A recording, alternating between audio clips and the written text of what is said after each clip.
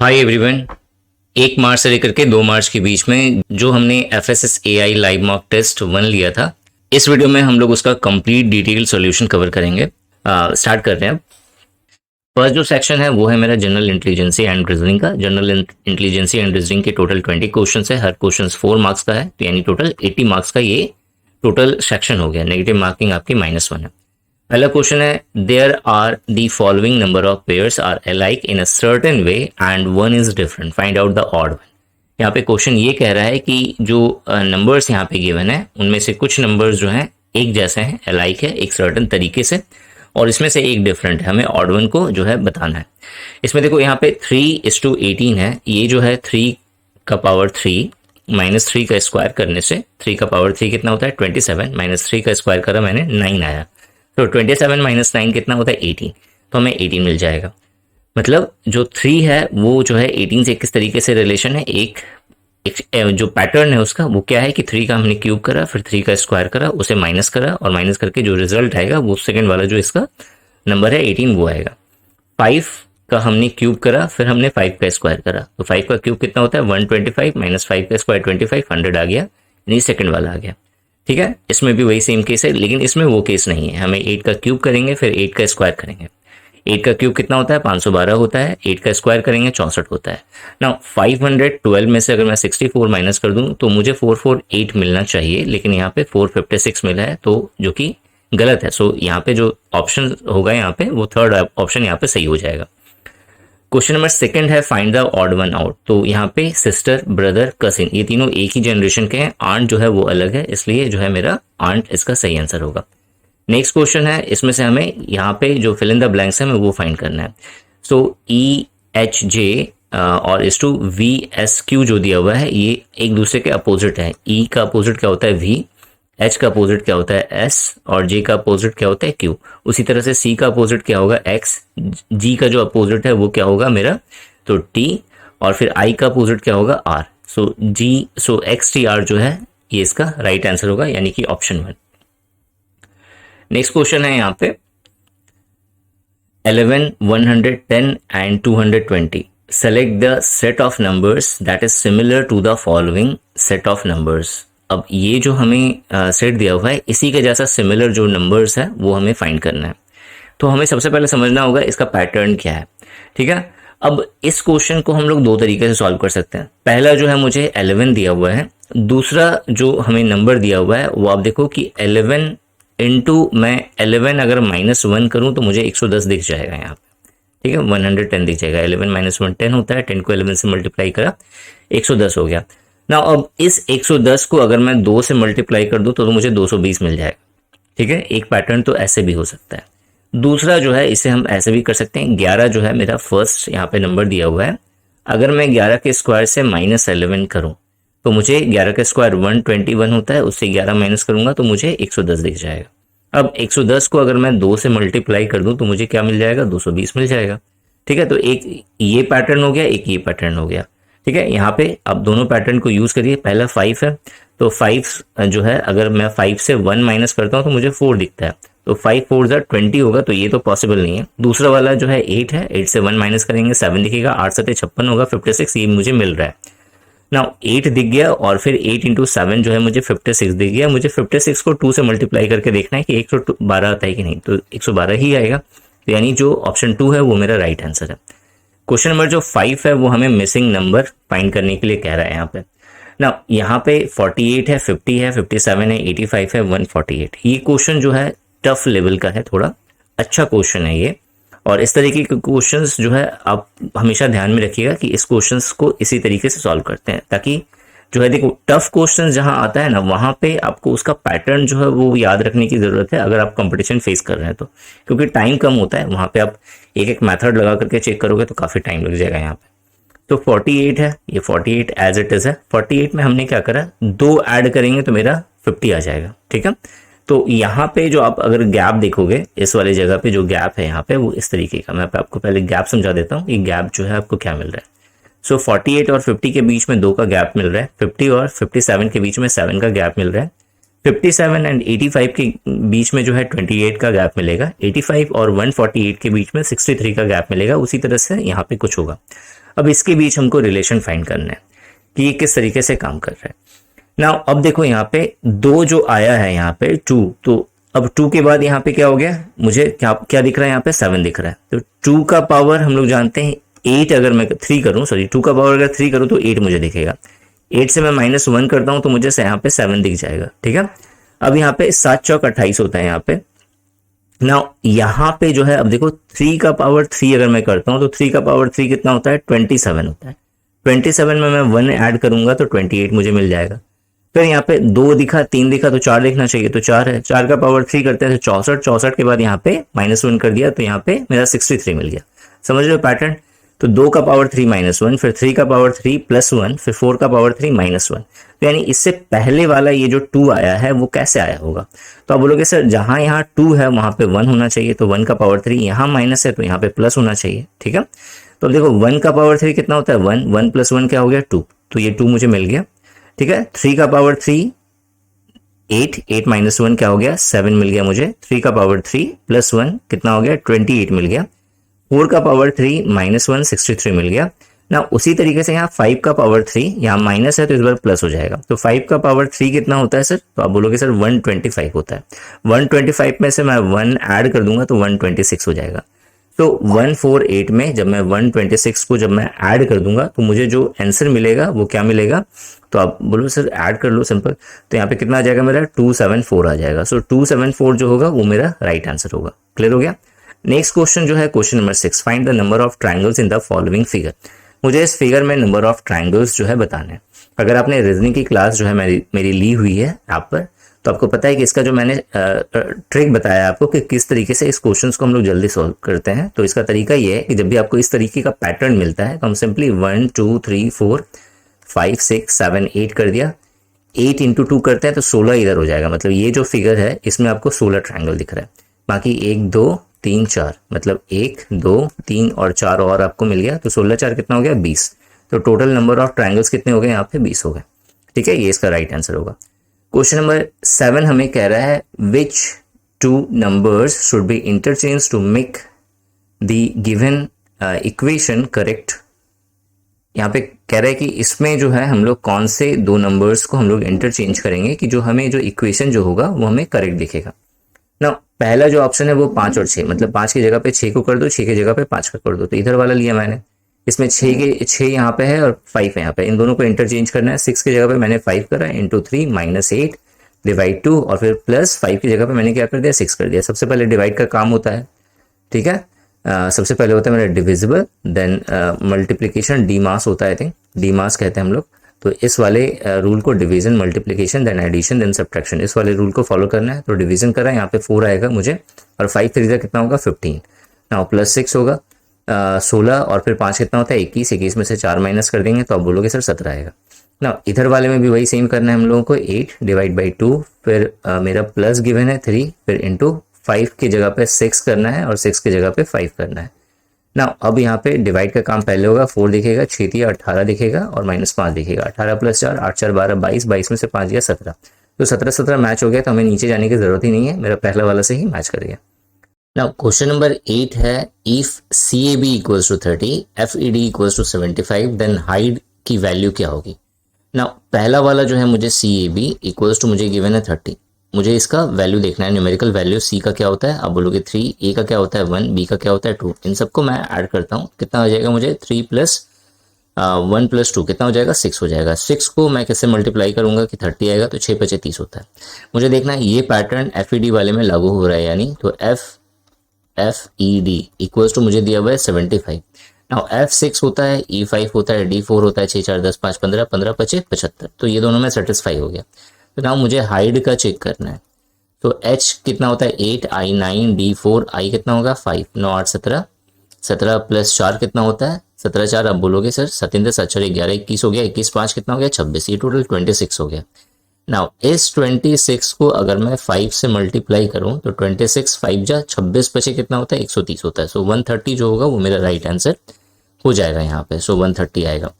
Now question number 9 है, a piece of paper is folded and punched as shown below in the question figure.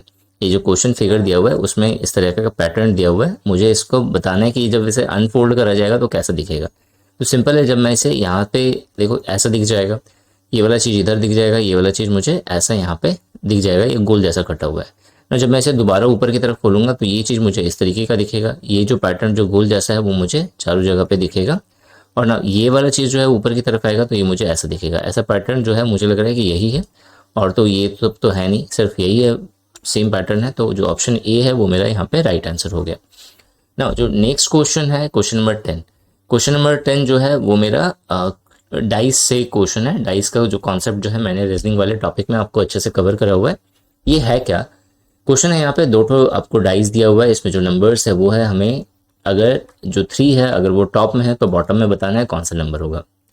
ये जो है इसमें देखो एक ही नंबर जो है सिमेट्री मिल रहा है, तो जब भी अगर एक नंबर सिमेट्री होता है तो उसमें हम लोग एंटी क्लॉकवाइज वाला जो पैटर्न होता है, सॉरी क्लॉकवाइज वाला जो पैटर्न होता है हम लोग उसको फॉलो करते हैं। तो क्लॉकवाइज वाला पैटर्न क्या है, जैसे इसमें 5 है, 5 के बाद हम लोग 2 में जाएंगे क्लॉकवाइज, 2 के बाद फिर किस में आएंगे 4 में आएंगे। तो 5, 5 से हम कहाँ गए 2, 2 से हम कहाँ गए 4 में गए। इसमें हमने 5 पकड़ा, 5 के बाद क्लॉकवाइज मूव करेंगे तो 1 आएगा, 1 के बाद कहाँ जाएंगे हम लोग 6 पे जाएंगे।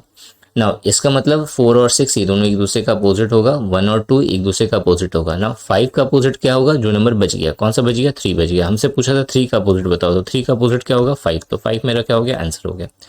नाउ नेक्स्ट क्वेश्चन है find the odd one out.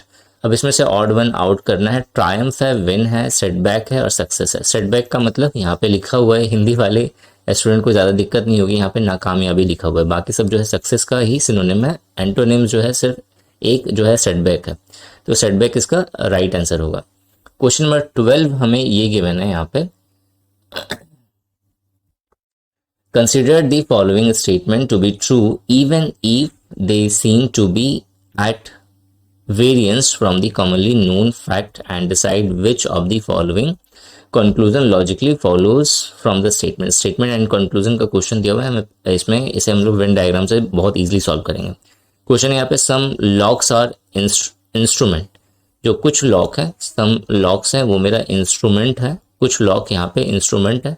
Now some instrument are hands, कुछ इंस्ट्रूमेंट्स हैं जो मेरा हैंड्स है। अब देखो इस क्वेश्चन को हम लोग ऐसे भी कर सकते हैं, सम लॉक्स आर जो है वो इंस्ट्रूमेंट है और कुछ इंस्ट्रूमेंट जो है वो मेरा हैंड्स है, तो इस तरीके से भी कह सकते हैं। तो यहाँ पे ये जो हो गया ये तीनों हो गया, ठीक है। तो कंक्लूजन इसका क्या है, some hands are lock, some hands are lock. ये हमें यहाँ पे इस वाले फिगर में हमें नहीं समझ में आ रहा है कि सम हैंड्स लॉक हो भी सकता है नहीं भी हो सकता, हमें नहीं पता। दूसरा है मेरा नो हैंड्स आर लॉक, कोई भी हैंड लॉक नहीं है, ये भी हो सकता है। मतलब सम हैंड्स आर लॉक वो इस केस में पॉसिबल हो रहा है। देखो सम हैंड जो है, कुछ हैंड जो है वो लॉक है, इस वाले केस में सही हो जाता है, लेकिन इस वाले केस में जो है सही नहीं हो रहा है, इसमें है नो हैंड्स आर लॉक, कोई भी हैंड जो है वो लॉक नहीं है, वो दूसरा वाला इस कंडीशन के लिए सेटिस्फाई हो सकता है। मतलब या तो ये होगा, ठीक है, अगर इस तरह का डायग्राम बनता है तो, और अगर इस तरह का डायग्राम बनता है तो ये होगा।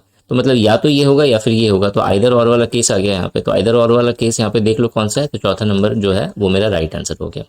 नाउ नेक्स्ट क्वेश्चन है find the number of the odd days in the year 2018। अब 2018 में नंबर ऑफ ऑड डेज हमें बताना है क्या होगा।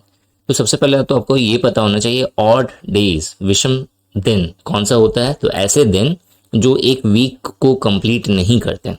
जैसे अगर सपोज करिए अगर मैंने 8 डेज बोला, तो जो फर्स्ट का जो 7 डेज होगा, ठीक है, वो तो एक वीक में आ गया, लेकिन जो एक दिन जो एक्स्ट्रा बच गया वो मेरा कौन सा डे हो गया, ऑड डेज हो गया, जो आपका एक वीक कंप्लीट नहीं कर रहा।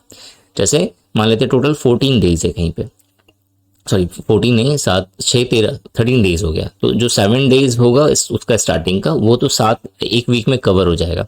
बाकी जो 6 दिन हो जाएगा वो जो है वो पूरा एक वीक को कंप्लीट नहीं हो रहा है। तो इसमें जो टोटल 13 डेज है उसमें नंबर ऑफ ऑड डेज कितना हो गया, तो 7 + 6, तो 6 जो है वो एक वीक को कंप्लीट नहीं कर रहा है।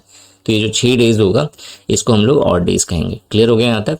क्वेश्चन है यहाँ पे find the number of odd days in year 2018 में जो total number of odd days है वो हमें बताना है। तो 2018 मेरा लीप ईयर है या नहीं, पहले आप डिसाइड करोगे। कैसे डिसाइड करेंगे, 4 से डिवाइड होता है या नहीं। तो ये नंबर जो है 2018 4 से डिवाइड नहीं होगा। तो जब डिवाइड नहीं होगा कैसे चेक करेंगे 4 से डिवाइड होगा या नहीं, तो बहुत सिंपल है, लास्ट का 2 डिजिट देखना है हमें, ये 4 से डिविजिबल है या नहीं। तो 18 जो है वो 4 से डिविजिबल नहीं है, तो ये 4 से डिविजिबल नहीं होगा, तो ये लीप ईयर जो है मेरा नहीं है। तो जब लीप ईयर नहीं होता है तो वो 365 दिन का होता है, लीप ईयर होने पे 366 दिन हो जाता है। ना 365 दिन को हम क्या करेंगे, 7 से डिवाइड करके देखेंगे कि कितने सारे हमें इसका जो है रिमाइंडर क्या बच रहा है और कितने बार में ये डिवाइड हो रहा है।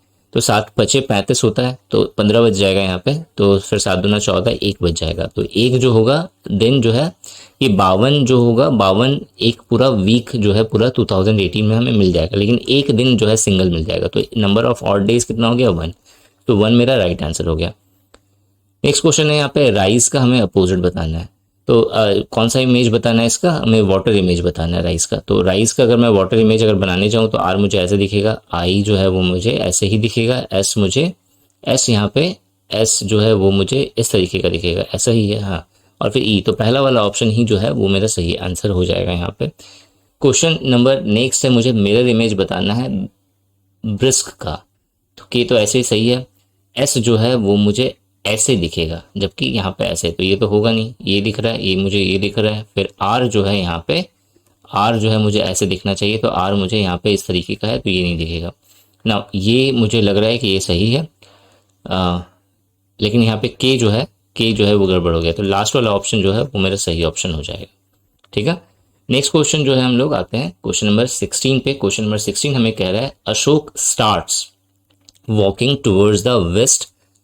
अशोक जो है वो वेस्ट की तरफ स्टार्ट होता है। तो हम लोग जब भी कॉपी में बनाएंगे तो ईस्ट इधर बनता है, वेस्ट इधर बनता है, नॉर्थ ऊपर बनेगा, साउथ इधर बनेगा। ठीक है, अशोक जो है वो वेस्ट की तरफ जाता है।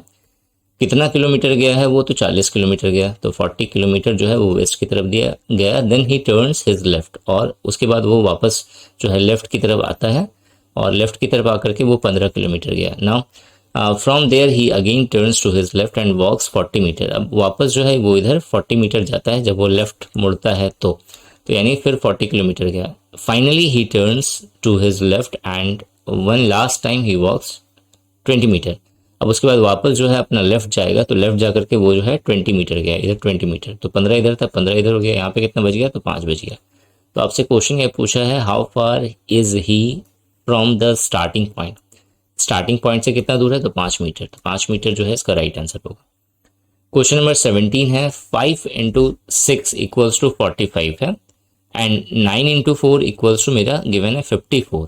तो मुझे in the same way 11 into 6 कितना होगा ना। मुझे 5 इंटू 6 जो है वो मुझे कितना दिया हुआ था, 45 दिया हुआ था। अब इसे हम लोग सॉल्व कैसे करेंगे ना। 5 इंटू 6 कितना होता है, 30 होता है। 30 और 45 के बीच का डिफरेंस कितना है, 15 डिफरेंस है। मुझे इसको चेक करना है कि ये वाला इसी पैटर्न को फॉलो कर रहे हैं या नहीं। तो 4 इंटू 9 कितना होता है, 9 चौके 36 होता है। मुझे गिवन है 54, कितना का डिफरेंस है, 15 है, 6 5 11, नहीं यहाँ पे ये डिफरेंस नहीं है। यहाँ पे कितना का डिफरेंस हो गया, 18 का डिफरेंस हो गया ना। अब ये 18 का डिफरेंस ही हम समझेंगे कैसे। देखो हमें यहाँ पे 15 दिया हुआ है, ये जो 30 है, 30 का अगर मैं हाफ कर दूं, डिवाइड बाई 30 को डिवाइड बाई 2 करूं तो मुझे 15 दिखेगा। सेम यहाँ पे 36 है, 36 को डिवाइड बाई 2 करूंगा तो मुझे 18 दिखेगा। तो पैटर्न आपको समझ में आ गया कि यहाँ पे 6 5 30, 30 का हमने क्या करा, हाफ करा, और उसको फिर उस 30 में ऐड कर दिया तो मुझे 45 दिख गया।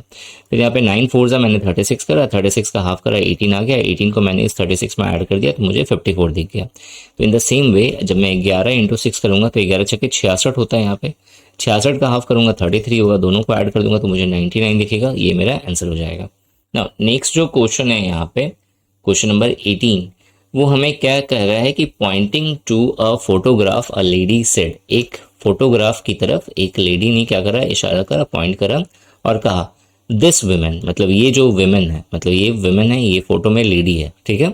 दिस विमेन्स डॉटर्स, मतलब इस लेडी की जो बेटी है, यानी नीचे का जनरेशन, ठीक है। डॉटर्स ब्रदर, मतलब इस बेटी का जो भाई होगा, ब्रदर, इज माई हस्बैंड, ये जो है वो इसका हस्बैंड है।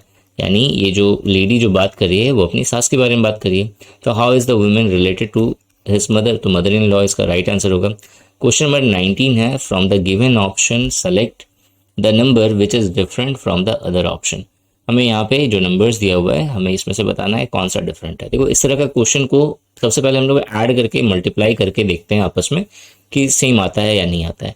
तो 5 + 2 कितना होता है, 7, 7 + 4, तो 7 3 10 7 4 11 हो गया, 7 3 10 और 1 11, ये भी हो गया। 6 5 11 और 1 12 यहाँ पे दिख रहा है मुझे, इसको देखना है। 6 3 9 9 2 11, ये भी हो गया। तो ये वाला ऑप्शन जो है ये डिफरेंट है।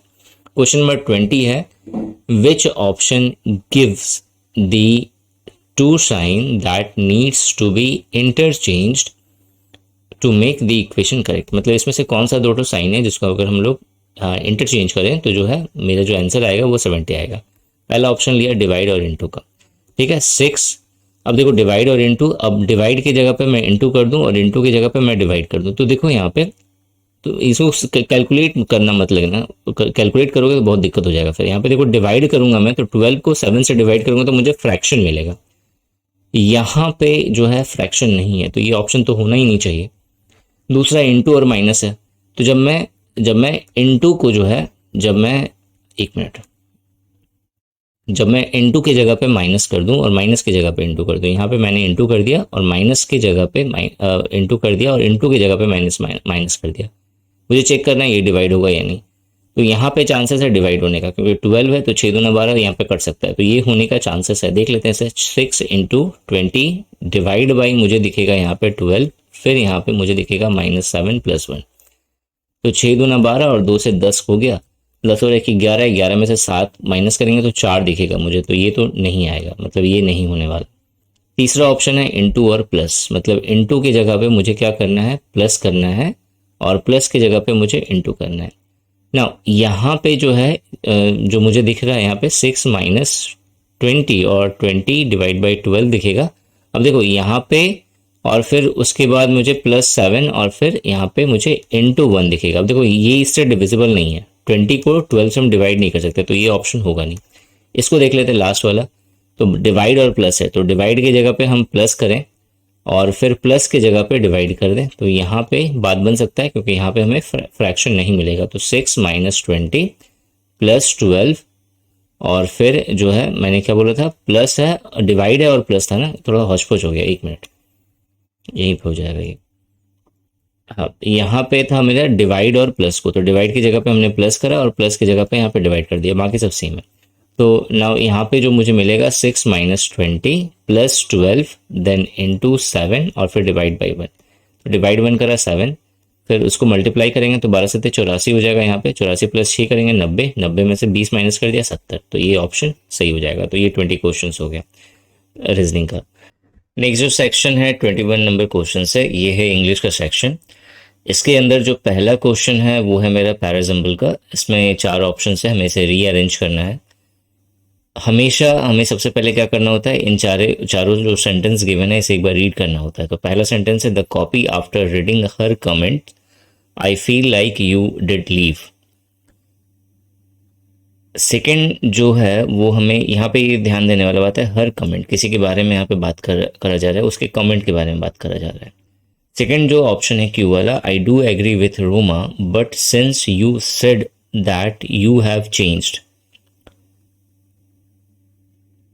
तीसरा वाला जो सेंटेंस है to point out right before you get into it. और चौथा वाला है a transition for what you were trying.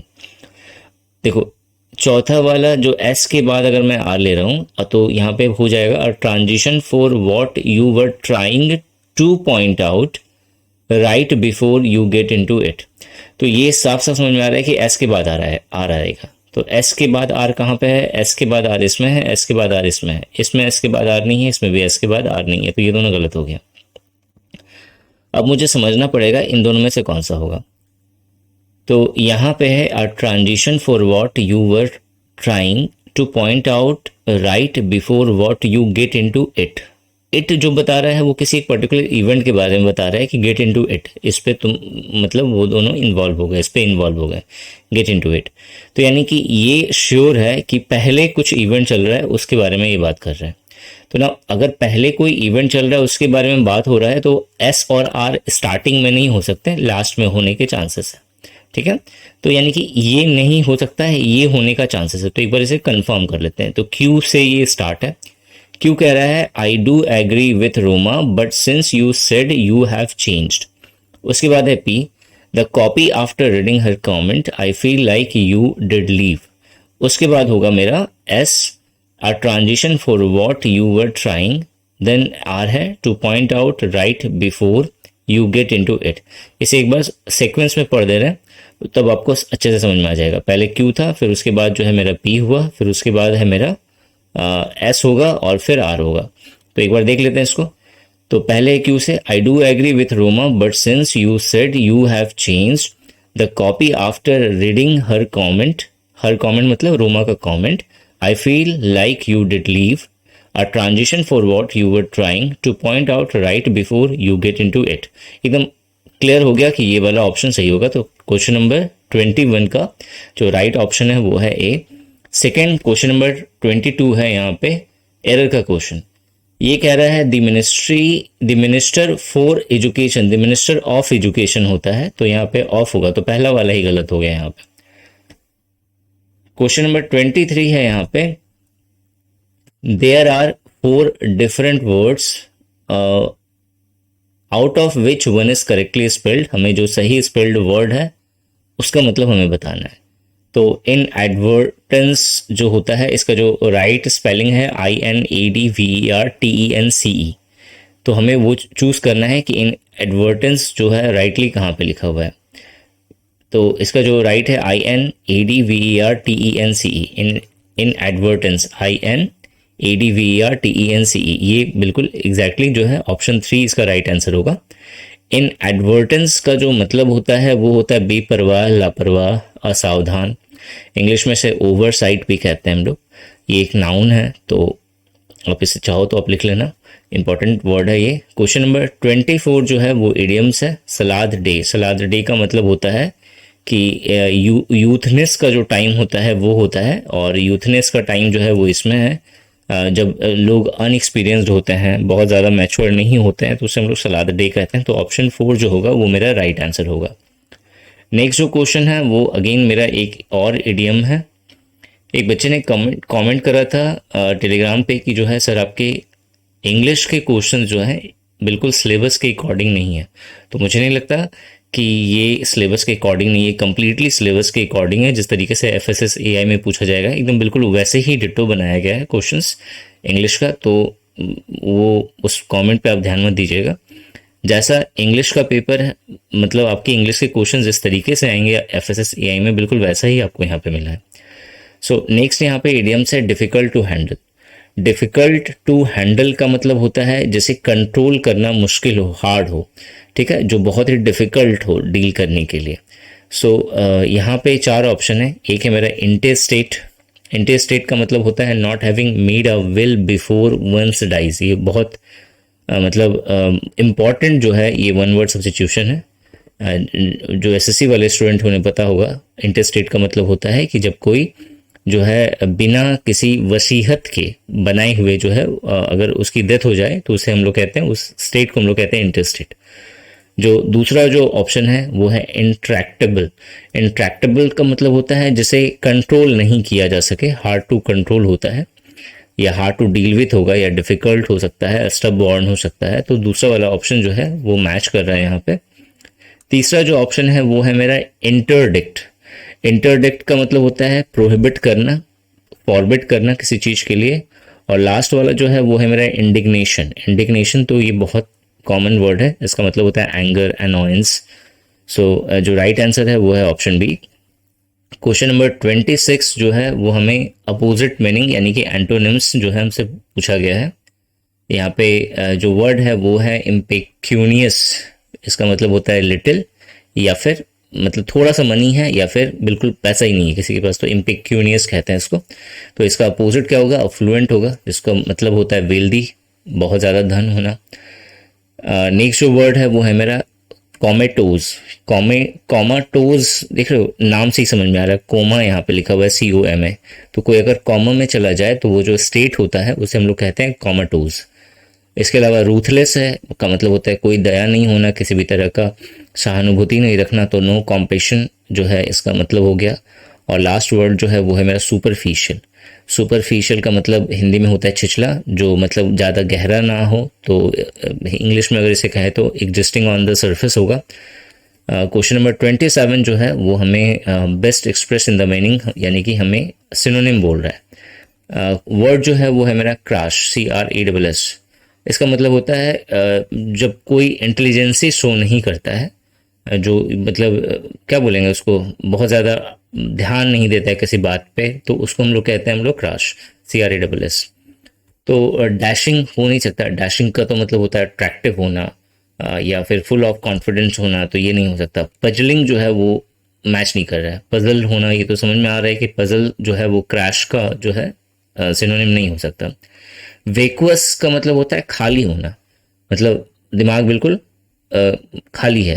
तो कुछ क्रैश का मतलब जैसे मैंने बोला कि इंटेलिजेंट नहीं होना, मतलब अगर कुछ सोच रहा है तो वहाँ पे दिमाग काम नहीं कर रहा है। दिमाग काम नहीं कर रहा है मतलब वैक्यूम हो गया, वहाँ पे दिमाग बिल्कुल खाली है। तो ये जो है इसका सिनोनिम हो सकता है। कलरफुल तो होगा नहीं यहाँ पे। ठीक है। क्वेश्चन नंबर जो 28 है वो हमें फिर से एक एरर डिटेक्शन का क्वेश्चन यहाँ पे दिया हुआ है। क्वेश्चन है MS Dhoni would never spend a quiet evening then attending a party। तो देखो यहाँ पे MS Dhoni would never spend a quiet evening then attend a party होगा, यहाँ पे attending a party नहीं हो सकता। then के बाद जो है जैसा इधर है वैसा ही इधर भी हमें मिलेगा। सो MS Dhoni would never spend है यहाँ पे, तो spend a quiet evening then attend a party होगा यहाँ पे। तो जो ऑप्शन सी होगा वो मेरा राइट आंसर होगा यहाँ पे। क्वेश्चन नंबर 29 जो है मेरा यहाँ पे अपोजिट इन मीनिंग। अगेन हमें हमसे एक एंटोनिम्स पूछा गया है यहाँ पे। क्वेश्चन है यहाँ पे स्लैंडर। स्लैंडर का जो मतलब होता है वो होता है किसी का जो इमेज है उसको खराब करना, फॉल्स या फिर डैमेजिंग स्टेटमेंट देना किसी के बारे में। तो ये इसका जो मतलब यहाँ पे क्या बोला था, अपोजिट मीनिंग बोला था, एंटोनिम्स बोला था। तो एंटोनिम्स क्या हो जाएगा, तो पहला वाला जो है मैलिग्न। मैलिग्न का मतलब होता है मेरा इविल इन नेचर या इफेक्ट, मतलब जो खराब सोच वाला हो, तो वो एक तरह का मैलिग्न हो गया। लाउड का मतलब होता है प्रेज करना किसी का को जो है बहुत ज़्यादा उसका बखान करना, गुणगान करना। तो सिलेंडर जो हो गया, सिलेंडर का मतलब हो गया किसी का स्टेटमेंट खराब करना, मतलब कुछ ऐसा बात बोलना जिससे उसका इमेज डाउन हो जाए। और लाउड का मतलब क्या हो गया, उसके बारे में तारीफ करना, तो ये उसका अपोजिट हो सकता है। नेक्स्ट जो वर्ड है वो है मेरा मॉडेस्ट। मॉडेस्ट तो बहुत कॉमन सा वर्ड है, इसका मतलब होता है मॉडरेट होना। ठीक है, मतलब ठीक ठाक मॉडेस्ट टाइप का पर्सन हो गया। और ब्राउल जो है BRAWL, ब्राउल का मतलब होता है जैसे होता है ना कि आपस में जो है बहस हो रहा है, फाइट होता है दोस्तों के बीच में, वो उसको कुछ बोला, वो उसको कुछ बोला, इस तरह का जो फाइट हो गया एक तरह का, वो होता है ब्राउल। लड़कियां करती हैं, वो उसको तू मैं जिसको कहते हैं ना, वो उसको कुछ बोल रही है बदले में वो उसको कुछ बोल रही है, ये हो गया एक तरह का ब्राउल। तो ब्राउल नहीं हो सकता, मॉडेस्ट नहीं हो सकता, लाउड ही बचा यहाँ पे। तो लाउड जो है इसका एंटोनिम हो जाएगा। क्वेश्चन नंबर जो 30 है, 30 नंबर का क्वेश्चन, वो हमें जो यहाँ पे कह रहा है बेस्ट एक्सप्रेस इन मीनिंग, इसका मतलब हमें जो सिनोनिम है वो हमें फाइंड करना है।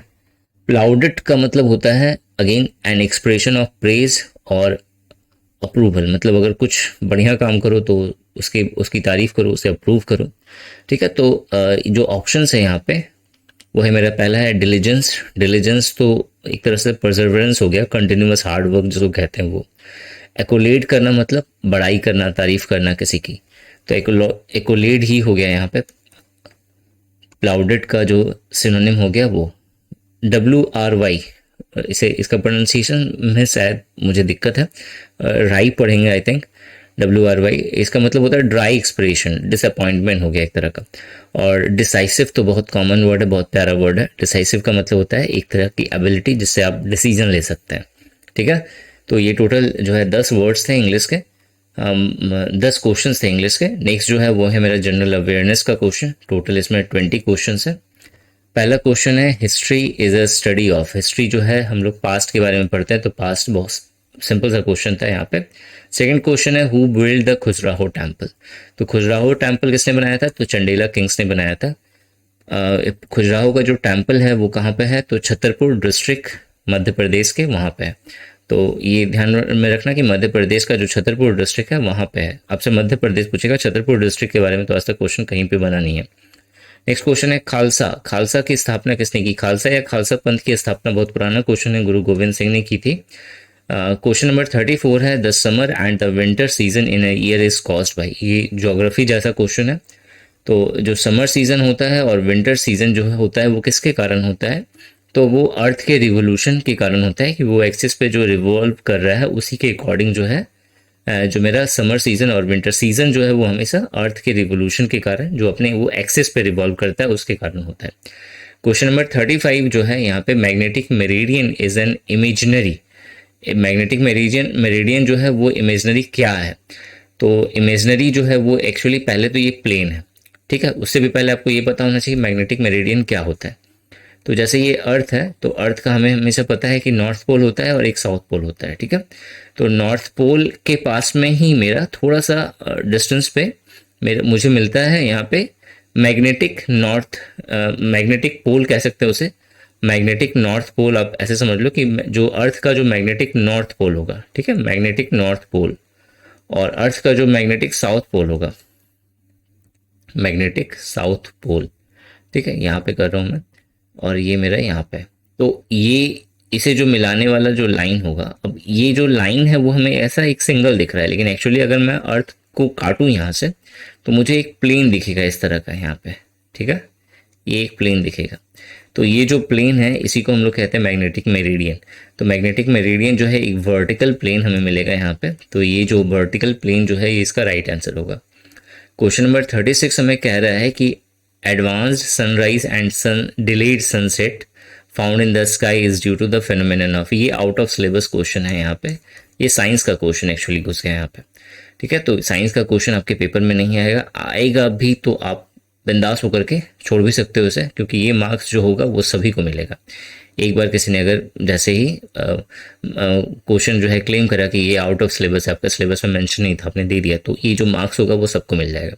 तो अब इस तरह का जब भी आपको क्वेश्चन मिले तो सॉल्व करने मत बैठना, थोड़ा सा स्मार्ट वर्क करना, या तो कोई भी आंसर मार्क कर दो, उसके मार्क्स आपको मिल जाएंगे अगर, हाँ, लेकिन आपको पता होना चाहिए ये आउट ऑफ सिलेबस है, ये नहीं कि किसी का भी मार्क कर दो तो हो जाएगा। जैसे साइंस के क्वेश्चन जो है एफएसएसएआई के सिलेबस में मेंशन नहीं है कि साइंस पूछा जाएगा, तो अगर साइंस का क्वेश्चन अगर आता है तो बिंदास होकर के जाओ कि उसमें आपको नंबर मिलेगा, ठीक है। उसी तरह से जैसे इसमें जो है मॉक टेस्ट 1 में 2 क्वेश्चन ज्योमेट्री के घुस गए थे मेरे, तो ये जो ज्योमेट्री का जो क्वेश्चन है, ज्योमेट्री जो है वो आपके सिलेबस में मेंशन नहीं है, ठीक है। मेंसुरेशन मेंशन करा गया है, ज्योमेट्री मेंशन नहीं करा गया है। तो जो 2 क्वेश्चन जो ज्योमेट्री के हैं वो उसके मार्क्स आपको मिल जाएंगे आपके पेपर में अगर उस तरह का आएगा तो। और ऐसा नहीं है कि आपके जो एक्चुअल जो एग्ज़ाम होगा एफएसएसएआई का उसमें कुछ आउट ऑफ सिलेबस नहीं दिखेगा, वो हमेशा दिखता है। जैसा कि मैंने आपको स्टार्टिंग बोला 50% जो इंस्टीट्यूशन है जो एग्ज़ाम कंडक्ट करवाती है, तो एक्चुअली सबके पास जो है इनबिल्ट एक फॉर्मेट होता है क्वेश्चन का, वो वहीं से क्वेश्चंस पिक करती है। तो कभी कभी रॉन्गली क्या होता है, कुछ क्वेश्चंस गलत जो है वो पिक हो जाते हैं, तो उसके लिए आपको हड़बड़ाना नहीं है। आप ऐसा समझो कि एक चैलेंज है आप सभी के लिए कि आप कितने पेशेंस हैं और कितने सही तरीके से आप अपना जो काम है वो सही से करते हैं। कुछ बच्चे हैं कि तुरंत जो है मतलब हाइपर हो जाते हैं कि साइंस का क्वेश्चन कैसे घुस गया इसमें, इसे साइंस का क्वेश्चन नहीं बनाने आता। यूपीएससी अभी ईपीएफओ का एग्जाम हुआ था, उसमें भी कुछ 1-2 क्वेश्चन जो है आउट ऑफ सिलेबस आ जाता है। तो अब आ जाता है तो इसका मतलब उसको पकड़ के थोड़ी ना बैठना यार, छोड़ो उसको, आगे बढ़ो, ठीक है। लॉजिक यही है, क्योंकि 2 क्वेश्चन के लिए हम अपना दिमाग खराब करेंगे तब तो हो क्या फिर जॉब लेना। सो यहाँ 36 नंबर का क्वेश्चन था कि एडवांस सनराइज और जो डिलेड सनसेट है वो किसके कारण होता है, तो जो रिफ्रैक्शन ऑफ लाइट जो है उसके कारण होता है, तो ये इसका राइट ऑप्शन होगा। नेक्स्ट जो क्वेश्चन है 37, the provisions of the constitution of India pertaining to the institution of panchayat do not apply to which of the following state. अब नेक्स्ट जो क्वेश्चन ये हमें कह रहा है कि जो पंचायत राज सिस्टम है वो कौन से स्टेट में जो है लागू नहीं होता। तो जो वो सारे स्टेट जहाँ पे पंचायत राज सिस्टम एग्जिस्ट नहीं करता वो है 3 ही, पहला है मेघालय, दूसरा है मिजोरम, तीसरा है नागालैंड। तो आपको यहाँ पे मेघालय दिख रहा है, तो मेघालय राइट आंसर है। अब ध्यान में रखना मेघालय है, इसके अलावा जो है मेरा एक मिजोरम है, मिजोरम, और जो तीसरा है वो है मेरा नागालैंड। ये 3 ऐसे स्टेट है जहाँ पे जो है मेरा पंचायत राज सिस्टम जो है ओबे नहीं करता, फॉलो नहीं करता। इसके अलावा अगर पंचायत सिस्टम से अगर और भी इंपॉर्टेंट पॉइंट्स चाहिए आपको, तो जैसे कॉन्स्टिट्यूशन ऑफ इंडिया के 73rd अमेंडमेंट एक्ट के तहत जो है पंचायत राज सिस्टम को ऐड करा गया था। 11th जो शेड्यूल है, नेक्स्ट क्वेश्चन वही है, 11th शेड्यूल पे ही बेस्ड है। तो क्वेश्चन नंबर 38 है, जो 11th schedule of constitution of India है वो डिस्ट्रीब्यूट्स द पावर बिटवीन, तो ये हमें म्यूनसिपैलिटी और पंचायत के बारे में बताता है। जो ऑप्शन 3 है वो मेरा राइट आंसर होगा। क्वेश्चन नंबर 39 यहाँ पे ये कह रहा है the power of legislate of all matters relating to the election of panchayat lies। अच्छा, 3 क्वेश्चंस आपको पंचायत से इसमें मिल गए, ठीक है। तो पंचायत का जो इलेक्शन होगा वो जो है क्वेश्चन है कि उसका पावर जो है वो किसके पास होता है, तो स्टेट लेजिस्लेचर के पास इसका पावर होता है, तो स्टेट लेजिस्लेचर इसका राइट आंसर होगा। क्वेश्चन नंबर 40 क्वेश्चन नंबर 40 जो है वो हमें ये कह रहा है, the power of supreme court to decide in case of a dispute between 2 और मोर स्टेट इज कॉल्ड। अब देखो, जो यहाँ पे बेसिकली है सुप्रीम कोर्ट का जो ज्यूरिसडिक्शन पावर है उसके बारे में क्वेश्चन है। तो जो पावर्स हैं सुप्रीम कोर्ट के उसे जो है मेनली जो है कुछ पार्ट्स में डिवाइड करा गया है। इसमें एक है मेरा ओरिजिनल ज्यूरिसडिक्शन, दूसरा है मेरा इनहेरेंट ज्यूरिसडिक्शन, एक होता है मेरा प्लेनरी ज्यूरिसडिक्शन। इस प्लेनरी ज्यूरिसडिक्शन को हम लोग अपीलेट ज्यूरिसडिक्शन भी कहते हैं, APPELLAT, अपीलेट ज्यूरिसडिक्शन भी कहते हैं। एक होता है मेरा एडवाइजरी ज्यूरिसडिक्शन। एडवाइजरी ज्यूरिसडिक्शन के अंदर सुप्रीम कोर्ट का वो पावर है जहां वो प्रेसिडेंट ऑफ इंडिया को जो है एडवाइस दे सकते हैं कुछ मैटर्स में। प्लेनरी ज्यूरिसडिक्शन या अपीलेट ज्यूरिसडिक्शन वे सारे जो है पावर्स हैं सुप्रीम कोर्ट के जहाँ पे जो है अगर जो है लोअर कोर्ट हो, जैसे हाई कोर्ट हो गया या फिर कोई और जो है सबऑर्डिनेट कोर्ट है, अगर वहाँ पे किसी तरह का जजमेंट हुआ तो कोई जो है जो अपीलेट पर्सन है वो क्या करेगा, वो सुप्रीम कोर्ट में इसकी याचिका लगा सकता है कि सर मेरे साथ जो है ये यहाँ पे इस तरह का जो है डिसीजन लिया गया इस कोर्ट में, तो मैं इस डिसीजन से खुश नहीं हूँ, तो इस आप जो है क्या करो, आप जो है इस केस को सुनो। तो ये हो गया मेरा अपीलेट ज्यूरिसडिक्शन या प्लेनरी ज्यूरिसडिक्शन। एक है मेरा इनहेरेंट ज्यूरिसडिक्शन। इसमें जो है कोर्ट के वे सारे पावर्स आते हैं जिसे जो है जिसे वापस नहीं लिया जा सकता पार्लियामेंट के द्वारा। मतलब ये कोर्ट का पावर है, इसे कभी भी लिया नहीं जा सकता, छीना नहीं जा सकता, या फिर इसके बाद ये जो पावर्स होंगे उस पर कोई और डिसीजन नहीं ले सकता, ठीक है। तो ये हो गया मेरा इनहेरेंट ज्यूरिसडिक्शन। और ओरिजिनल ज्यूरिसडिक्शन में सुप्रीम कोर्ट का मेन पावर होता है।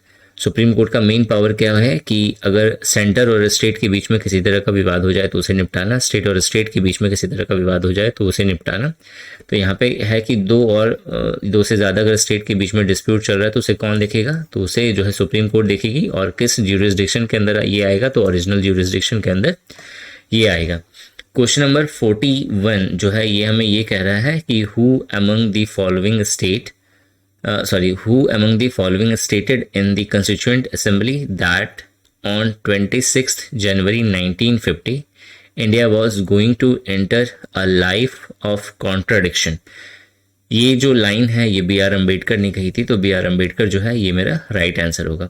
नेक्स्ट क्वेश्चन है सात्रिया जो है वो कहाँ का क्लासिकल डांस है। बहुत इजी क्वेश्चन है और बहुत अच्छा भी क्वेश्चन है क्योंकि बहुत बार पेपर में आता है ये, तो आसाम इसका राइट आंसर होगा। क्वेश्चन नंबर 43 जो है वो हमसे ये कह रहे हैं कि पंडित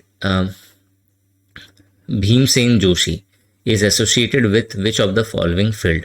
जो पंडित भीमसेन जोशी है वो क्लासिकल म्यूजिक से रिलेटेड है, तो क्लासिकल म्यूजिक जो है वो मेरा राइट आंसर होगा। नेक्स्ट क्वेश्चन है रागिनी जो है वो कहाँ का पॉपुलर डांस है, सॉन्ग है। तो रागिनी को हम लोग हरियाणवी भी कहते हैं, हरियाणवी म्यूजिक भी कहते हैं। तो हरियाणा का जो है ये मेरा पॉपुलर फोक सॉन्ग हो गया। इसके बाद जो है 45 नंबर का जो क्वेश्चन है वो है मेरा Birju Maharaj is as well known exponent. Birju Maharaj को तो सभी जानते हैं कि कथक से जुड़े हुए पर्सन है, तो कथक इसका राइट आंसर होगा। क्वेश्चन बहुत अच्छा है, बहुत हाई स्टैंडर्ड का, मैंने जैसा पेपर में पूछा जाएगा जिस लेवल का मैंने आपको वही दिया हुआ है यहाँ पे। हाँ, यहाँ पे एक मिस्टेक हो गई है कि कुछ क्वेश्चन जो है आउट ऑफ सिलेबस आ गए। सो नेक्स्ट जो मॉक टेस्ट होगा उसमें मैं पूरा ध्यान रखूंगा कि आपका जो एकदम कंप्लीटली जो है आप जैसा एक्सपेक्ट करना चाहते हैं पेपर आपको वही मिले। नेक्स्ट क्वेश्चन है क्वेश्चन नंबर 46। क्वेश्चन नंबर 46 है which company has launch the future engineering programme in India. अब जो फ्यूचर इंजीनियरिंग प्रोग्राम है इंडिया में वो अमेजन ने स्टार्ट करा है, तो अमेजन इसका राइट आंसर होगा। इसमें बेसिकली अमेजन ने जो है कंप्यूटर एजुकेशन देने की बात करी है और ये अप्रॉक्सीमेटली जो है 1 लाख के आसपास स्टूडेंट है, या 1 लाख के आसपास, मतलब 1 लाख से कम नहीं होंगे, 1 लाख से ज़्यादा है। तो 1 लाख से ज़्यादा स्टूडेंट को अमेजन ने बोला है कि इंडिया में लिया जाएगा 900 अलग अलग गवर्नमेंट स्कूल से, जिसे वो क्या करेंगे कंप्यूटर एजुकेशन देंगे और टारगेट होगा कि वो फ्यूचर में जो है सॉफ्टवेयर इंजीनियर वगैरह से बन सके। ठीक है, ये अमेजन का एक बहुत बड़ा इनिशिएटिव है इंडिया को लेकर के, तो ये ध्यान में रखना। ये 2020 में ये लॉन्च हुआ है, सॉरी 21 में ये लॉन्च हुआ है। आई थिंक ये अक्टूबर 2021 का ये न्यूज़ है। तो ये आपके एग्जाम पॉइंट ऑफ व्यू से बहुत इंपॉर्टेंट हो जाता है। क्वेश्चन नंबर 47 जो है वो यहाँ पे ये है कि gold exchange and social stock exchange which were in news recently are approved by which organisation. ये एक ऐसा क्वेश्चन है जो करंट से रिलेटेड है, लेकिन आप चाहें तो तुक्का भी मार सकते हैं। जब भी स्टॉक एक्सचेंज की बात होती है तो सिर्फ एक ही बॉडी जो है इसके ऊपर डिसीजन ले सकता है, वो है मेरा सेबी। तो सेबी इसका राइट आंसर होगा। क्वेश्चन नंबर 48 जो है वो है मेरा international day of awareness on food loss and waste reduction is observed on which day. बहुत इंपॉर्टेंट क्वेश्चन है FSSAI पॉइंट ऑफ व्यू से, और इसका जो राइट आंसर है वो है मेरा 29 सितंबर। जो थीम था इस international day of awareness on food loss and waste reduction का, वो था मेरा stop food loss and waste for the people for the planet. ठीक है। क्वेश्चन नंबर 49 की अगर मैं बात करूं तो क्वेश्चन नंबर 49 हमें ये कह रहा है कि स्वीट रिवोल्यूशन जो है NBHM स्कीम्स, स्वीट रिवोल्यूशन के ही अंडर आता है NBHM स्कीम, वो जो है वो किस प्रोडक्ट से जुड़ा हुआ है। तो सबसे पहले तो आपको NBHM का फुल फॉर्म पता होना चाहिए। NBH का फुल फॉर्म है national beekeeping and honey mission. ठीक है। इसे 2020 से लेकर के 2023 तक जो है लागू किया गया है। मतलब 2020 से 2021 एक साल, 2021 से 2022 2 साल, और 2022 से लेकर के 2023 3 साल। तो 3 साल का ये टारगेट है कि 3 साल में NBHM जो है स्वीट रिवोल्यूशन वाला जो स्कीम है उसके द्वारा जो साइंटिफिक बी कीपिंग है कंट्री में उसे जो है बहुत अच्छे से साइंटिफिक वे से या फिर नए नए इक्विपमेंट के द्वारा जो है डेवलप करा जाएगा। और जो है इंडिया का जो टारगेट है वो है स्वीट रिवोल्यूशन के अंदर जो हनी जो है कंट्री में उसका उत्पादन, उसका प्रोडक्शन जो है बहुत ज़्यादा बढ़ाने का। ठीक है। तो हनी जो है ये इसका राइट आंसर। ठीक है। क्वेश्चन नंबर जो 50 है वो है मेरा आपदा मित्र scheme. So Apada Mitra scheme, which was seen in the news recently, is implemented by which union ministry? तो आपदा मित्र स्कीम जो है वो होम मिनिस्ट्री के द्वारा लॉन्च करा गया था। तो होम मिनिस्ट्री जो है ये इसका राइट आंसर होगा। ठीक है। सो ये 50 क्वेश्चंस आपके कवर हो गए। नेक्स्ट जो सेक्शन है वो है मेरा क्वांटिटेटिव एप्टीट्यूड का सेक्शन। नाउ क्वांट का पहला क्वेश्चन है find the reflection of the point 1 4 इन द line x plus y equals to 4। Now x plus y equals to 4 जो लाइन है इस पे जो पॉइंट होगा मतलब इस लाइन के अकॉर्डिंग जो पॉइंट है 1 4 उसका हमें रिफ्लेक्शन फाइंड करना है।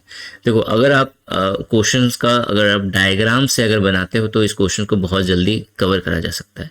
ठीक है। इसका जो जनरल मेथड है वो है कि आप पहले इसका परपेंडिकुलर निकालो, तो बहुत कॉम्प्लिकेटेड मेथड हो जाएगा। मैं उससे कभी नहीं करता इस तरह के क्वेश्चंस को, क्योंकि टाइम भी बहुत लगता है इसमें, और अगर फॉर्मूला नहीं पता हुआ तो आपको दिक्कत हो जाएगी। आपको कुछ बेसिक चीज़ें पता होनी चाहिए कि जैसे x plus y equals to 4 होगा तो इसमें x एक्सिस कहाँ पे कटेगा 4 पे, y एक्सिस कहाँ पे कटेगा 4 पे। कैसे पता चल रहा है? सो x प्लस वाई बाई हमने क्या कर दिया 4 इक्वल्स टू 1। मतलब इसे मैंने इस इक्वेशन को जो है मेरा x plus y equals to 4 है, इसे हमने कन्वर्ट कर दिया x by 4 plus y by 4 equals to 1 पे। ठीक है। ये एक जनरल इक्वेशन है x by a plus y by b equals to 1, ये वाला फॉर्म का। ठीक है। इसमें जो है x एक्सिस का जो इंटरसेक्शन पॉइंट होता है वो होता है a, y एक्सिस का इंटरसेक्शन जो है वो b पे होता है। ये हमें ये बताता है ये इक्वेशन। ठीक है। तो x by 4 plus y by 4 equals to 1 मिलेगा, यानी x एक्सिस भी 4 पे कट रहा है, y एक्सिस भी 4 पे कट रहा है। तो मैंने 1 2 3 4 यहाँ पे मान लिया। ठीक है। और फिर इधर मैंने ये 1 ये 2 ये 3 ये 4 यहाँ पे मान लिया। तो जो ये जो लाइन होगी x plus y equals to 4 ये मेरा ऐसे जाएगा इस तरीके से। ठीक है। क्लियर। नाउ अब एक पॉइंट है 1 और 4, तो 1 यहाँ पे है और 4 मेरा कहाँ पे है? यहाँ पे। तो 1 और 4 मेरा कहाँ पे दिखेगा? इस वाली जगह पे दिखेगा। ठीक है। ये जो है मेरा 1 यहाँ था और ये सीधा जाएगा 4 यहाँ पे मिलेगा। तो ये जो पॉइंट होगा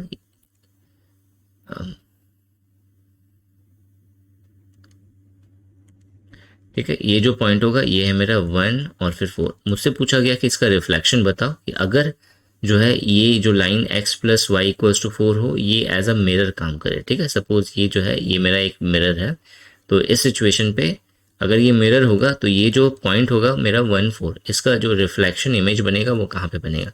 तो अब देखो ये पॉइंट यहाँ पे, तो इसका जो रिफ्लेक्शन होगा, अगर ये मिरर है तो उसका जो इमेज है वो इधर कहीं पे बनना चाहिए, या तो यहाँ पे बनेगा या फिर यहाँ पे इसी के आसपास बनेगा। ठीक है, इस यहाँ जो मैं पॉइंट बता रहा हूँ इसी के आसपास बनेगा ना। हम ऑप्शन से देख लेते हैं 2 3, तो 2 और फिर 3 तो तकरीबन तकरीबन यहाँ पे आ रहा है, तो इसका इमेज तो यहाँ पे तो बन नहीं सकता, ये तो बच्चा बच्चा भी बता देगा। ठीक है, तो ये गलत हो गया। 5 4, तो 5 जो है 4 यहाँ पे आ रहा है, 5 इधर आएगा, तो इधर तो आएगा नहीं, आएगा इधर भी, तो ये भी गलत हो गया। 0 3, तो 0 यहाँ पे आ गया। 1 2 3, ये हो सकता है। ठीक है, ये हो सकता है, but I am not sure, क्योंकि लास्ट वाला ऑप्शन देख लेते हैं। 3 7, तो 3 हो गया और 7 उधर पॉसिबल ही नहीं है ये, तो ये भी गलत हो गया, तो ये बचा, तो यही आंसर सही होगा। ठीक है, आप ऐसे से हो सकता है, अगर फॉर्मूला से अगर करने जाओगे तो पता चला कि दिक्कत हो जाएगी बहुत ज़्यादा। ठीक है, कंपटीशन में हम लोग कभी भी जो स्मार्ट वे है हम लोग हमेशा वो यूज़ करते हैं कंपटीशन में, जब भी हम लोग क्वांट सॉल्व करते हैं। ठीक है, ऐसे करोगे तो पता चला कि सारे बच्चों ने कर लिया है और आप अभी तक सोच ही रहे हो कि कैसे होगा वो। क्वेश्चन नंबर 52 है, find the average of all the factors of 100। 100 का जितने सारे फैक्टर्स है उसका एवरेज बताओ। तो पहला तो 100 का कौन सा फैक्टर होगा? 1, फिर 2, फिर उसके बाद 3 तो होगा नहीं, 4 होगा, 4 के बाद 5 होगा, 5 के बाद 6 नहीं होगा, 7 नहीं होगा, 8 नहीं होगा, 9 नहीं होगा, 10 होगा। 10 के बाद कितना होगा? 15 से तो जाएगा नहीं है, कितना से जाएगा? 20 से जाएगा। 20 के बाद कौन सा जाएगा? 25 जाएगा। 25 के बाद 50 जाएगा। 50 के बाद 100 जाएगा। इतने सारे हैं जो है मेरे फैक्टर्स। अब मुझे क्या करना है, इसका सम निकाल करके एवरेज बताना है, डिवाइड बाई कर देंगे टोटल। ठीक है, तो इन सबको हम लोग ऐड कर दे रहे हैं, उसका डिवाइड बाई देख लेना है। तो देखो फ्रैक्शन में वो मुझे गिवन है, इसमें भी गिवन है। तो पहले देख लो नंबर कितना है सारे, तो 3 है, 2 5 है, 5 3 8 और 1 9, 9 नंबर है यहाँ पे। ठीक है, तो ये तो गलत हो गया पहले ही। ठीक है, अब देखते हैं इन सबको ऐड करेंगे कितना हो जाएगा? 2 + 1 3, 3 + 4 कितना होता है? 7, 7 + 5 7 5 12 होगा, 12 10 22 हो गया, 22 और फिर 20 कितना हो जाएगा? 42, 42 और फिर 25 कितना होता है भाई?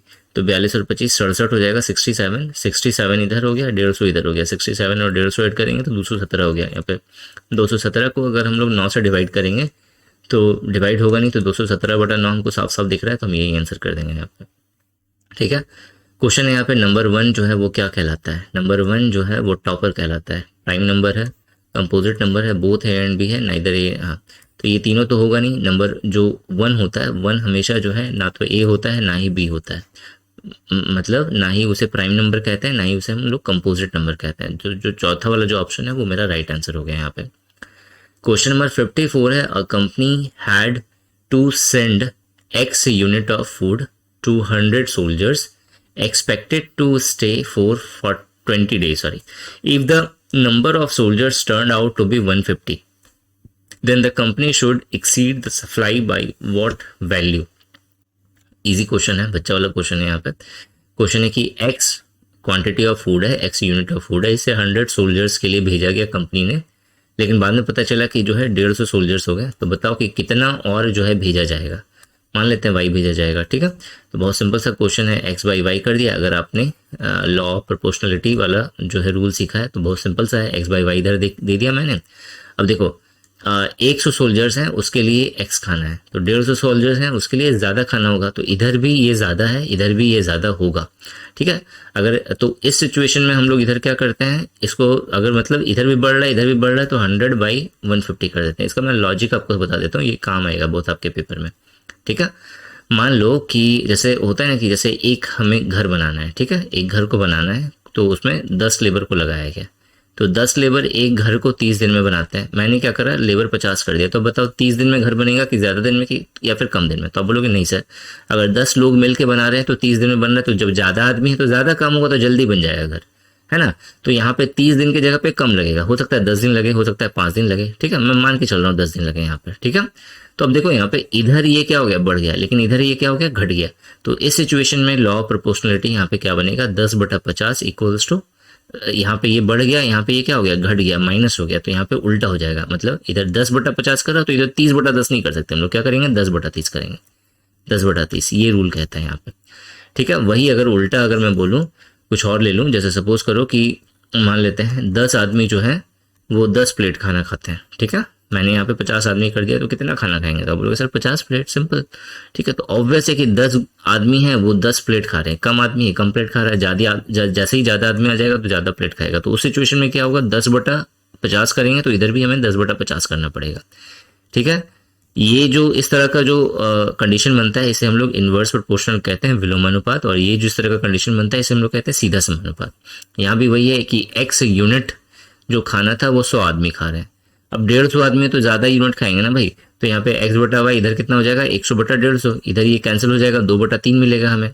हमें y की वैल्यू चाहिए तो 3x/2 मुझे मिल जाएगा, 3x/2, और पहले कितना था x, तो पहले जो है x ही खाना खाते थे, अब 3x/2 खाना खा रहे हैं, तो कितना जो है ज़्यादा अब खा रहे हैं, तो 1/2x। सो 1/2x देख लो कहाँ पे, 1/2 का मतलब क्या होता है 0.5x, ये आंसर हो गया यहाँ पे। ठीक है, क्वेश्चन नंबर 55 जो है वो हमें ये कह रहा है कि the average of 9 consecutive odd number, ये बच्चा वाला क्वेश्चन हो गया अगेन। जब भी आपको ऑड नंबर मिल जाए, ठीक है, तो देखो जैसे 1 हो गया, 3 हो गया, 5 हो गया, तो इसमें अगर ये सब ऑड नंबर है तो आप बोलोगे हाँ सर, तो ऑड नंबर में अगर पूछा जाए कि बताओ एवरेज है, इन तीनों का एवरेज क्या है, तो आप इसको कैलकुलेट कैसे करोगे, 1 + 3 + 5 / 3 ऐसे करेंगे? नहीं, ये सोचना ही नहीं है ये चीज़। जब भी आपसे ऑड नंबर बोला जाए और आपसे पूछा, 3 नंबर दिया हुआ है मुझे, ठीक है यहाँ पे, तो मुझसे ऑड पूछा जाए तो हमेशा 3 जो होगा बीच वाला जो होगा वो ऑड होगा। इसके बाद मैंने 7 ले लिया। अगर आपसे 4 नंबर है और आपसे पूछा जाए कि बताओ इसका ऑड क्या होगा, तो 4 नंबर है तो इसका ऑड कौन सा होगा, इसका बीच वाला 4। ठीक है, तो आप यहाँ पे एक कंडीशन समझो, आप यहाँ पे जब 3 नंबर है, 3 मेरा ऑड यहाँ पे बता रहा है, तो 3 जब भी नंबर होगा और वो भी ऑड होगा तो उसका जो एवरेज होगा तो बीच वाला हमेशा बीच वाला मिलेगा। तो यहाँ पे 9 कॉन्जिक्यूटिव नंबर है, 9 अपने आप में एक ऑड है और हमसे बोला भी गया है ऑड नंबर, ठीक है, और उसका जो एवरेज है वो 59 है, मतलब 59 बीच में होगा। ठीक है, ये 9 में जैसे 4 इधर नंबर हो गया, 4 इधर हो गया और बीच में एक आ गया 59। ठीक है, अब क्वेश्चन है यहाँ पे, if the previous and the next 2 odd numbers are added, मतलब इफ द प्रीवियस मतलब पहले का इसका, और नेक्स्ट और मतलब बाद का इसका, ये दोनों को ऐड कर दिया गया, 2 नंबर और ऐड करा गया इसमें, तो कह रहा है कि then the new average of the series क्या होगा, तब भी बीच में यही आएगा, 59 ही आएगा, तो इसका जो राइट आंसर होगा वो 59 ही होगा। ठीक है, क्वेश्चन नंबर 56 जो है वो एक ज्योमेट्री का क्वेश्चन है और ये आउट ऑफ सिलेबस है सर। ठीक है, इस तरह का क्वेश्चन आपसे पेपर में नहीं पूछेगा, अगर आता है तो आप कुछ भी तुक्का मार के आ सकते हो। ठीक है, आपको नंबर मिल जाएगा यहाँ पे। सो 56 नंबर का क्वेश्चन अब आया है तो मैं करवा दूं आपको। ये कह रहा है कि O is the centre of the circle, AE जो है ये AE यहाँ से यहाँ तक की ये वैल्यू दी हुई है मुझे 5 centimetre, and EB equals to ये 11 सेंटीमीटर है, AD इक्वल्स टू मुझे गिवन है 4 सेंटीमीटर, फाइंड द रेडियस। मैं मान लूंगा रेडियस है R, तो ये टोटल हो जाएगा मेरा 2R, और ये टोटल पहले ये हो जाएगा 2R + 4। ठीक है, ये है मेरा यहाँ से यहाँ तक 5, ये कितना हो जाएगा 11 + 5 यानी 11 5 कितना होता है 16, तो ये 16 सेंटीमीटर हो गया। रूल हमें कहता है कि AE इंटू जो है मेरा AB, सेकेंड का अगर आपने फॉर्मूला पढ़ा हुआ है तो बहुत आराम से आप सॉल्व कर लोगे इसको, AD इंटू इधर हो जाएगा AC, बस AE इक्वल्स टू मुझे गिवन है 5 और फिर AB इक्वल्स टू मुझे गिवन है 16, इक्वल्स टू AD इधर मुझे गिवन है 4 और फिर मुझे AC इक्वल्स टू गिवन है 2R + 4।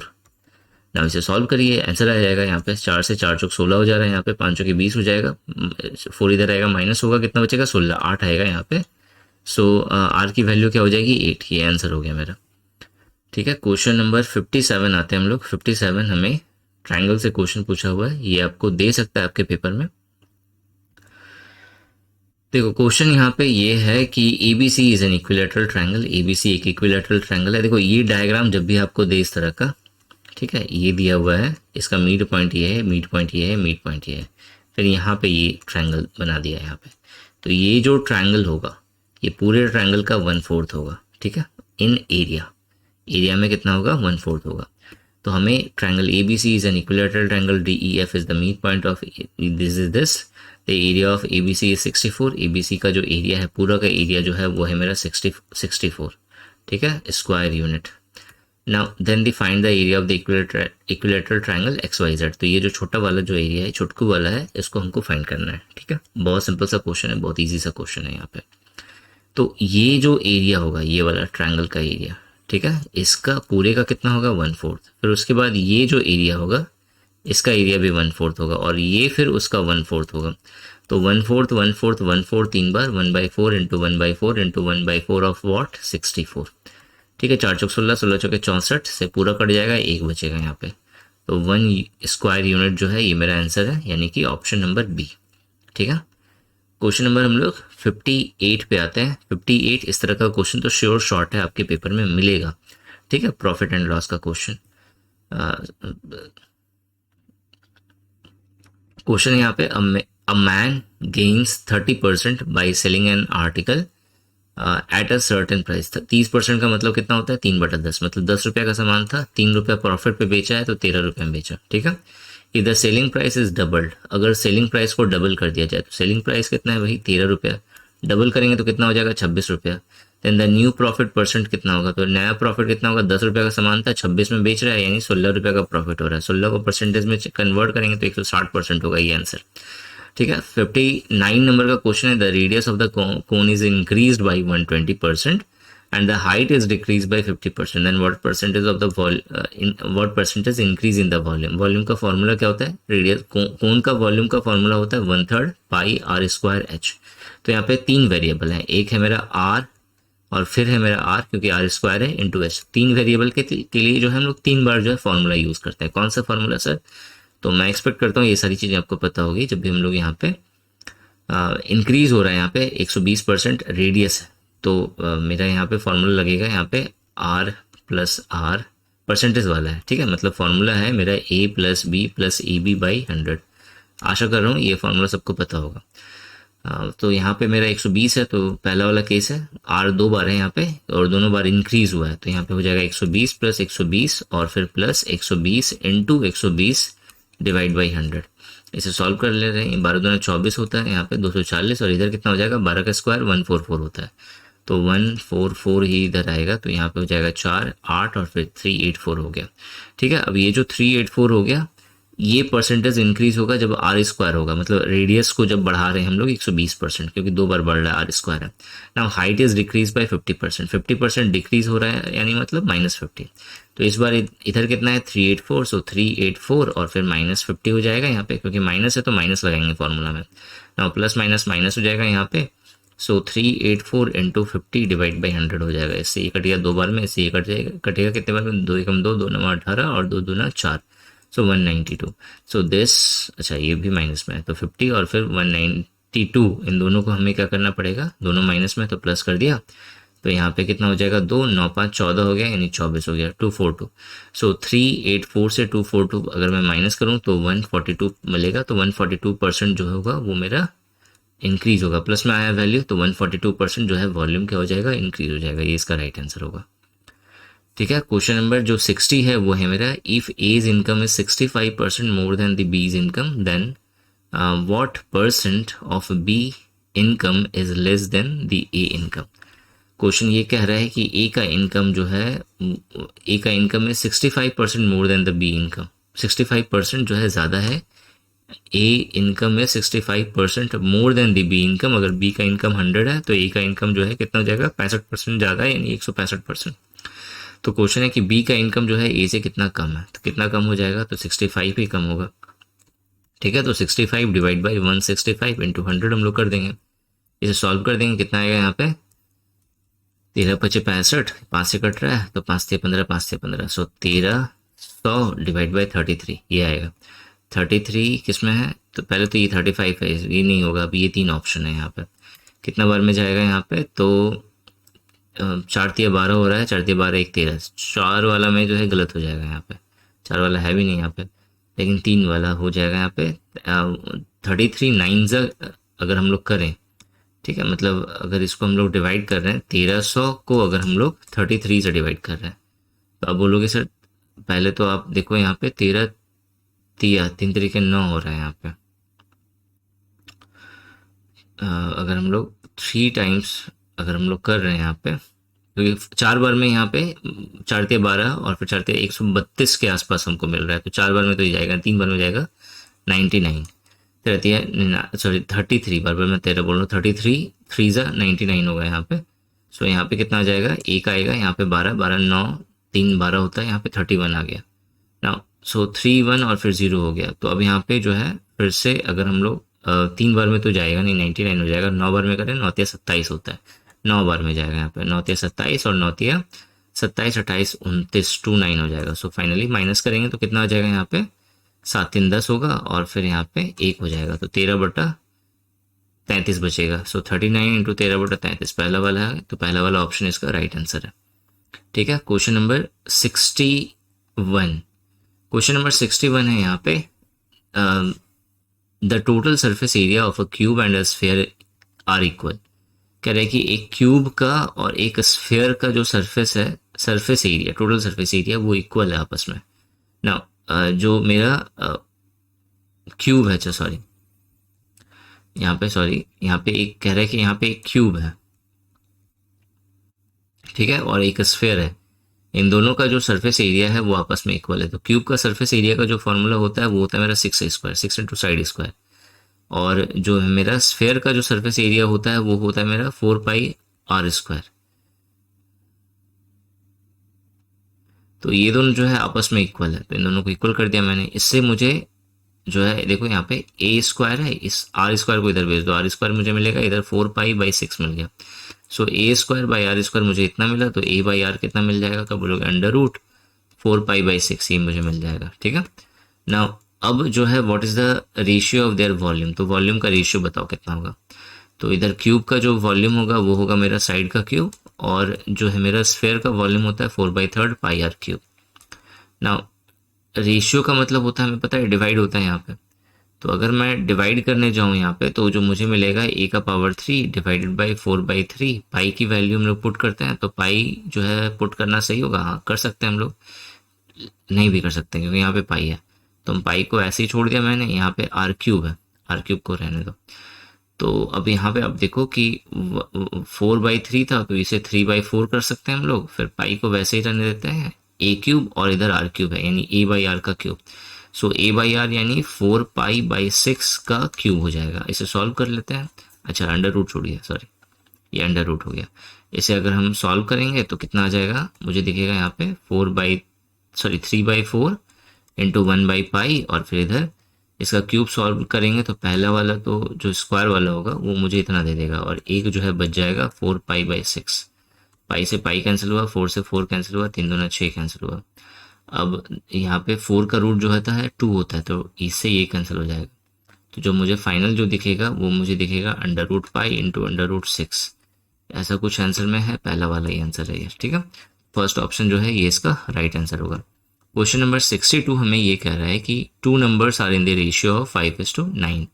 दो नंबर्स हैं जो 5:9 के रेशियो में है, इनका HCF जो है वो 11 होगा। तो इन दोनों नंबर का हमें डिफरेंस बताना है।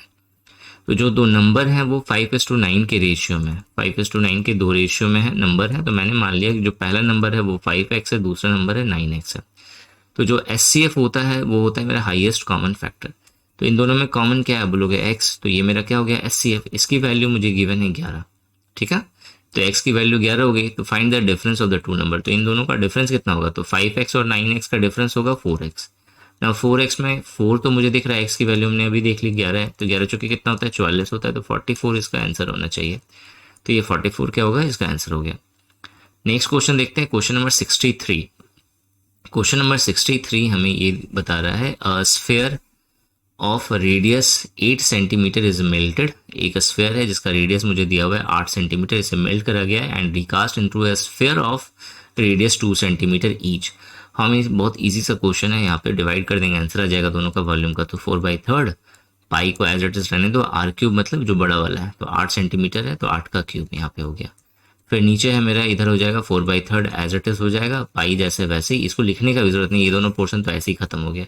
तो जो डिवाइड करना होगा वो इसको मतलब पहला वाला का क्यूब 8 का क्यूब, और इसको डिवाइड करना होगा मेरा दूसरा वाला का रेडियस का क्यूब से, तो यहाँ पे 2, तो 2 चौके 8 हो जाएगा। 4 का क्यूब देखते हैं तो कितना आता है 64।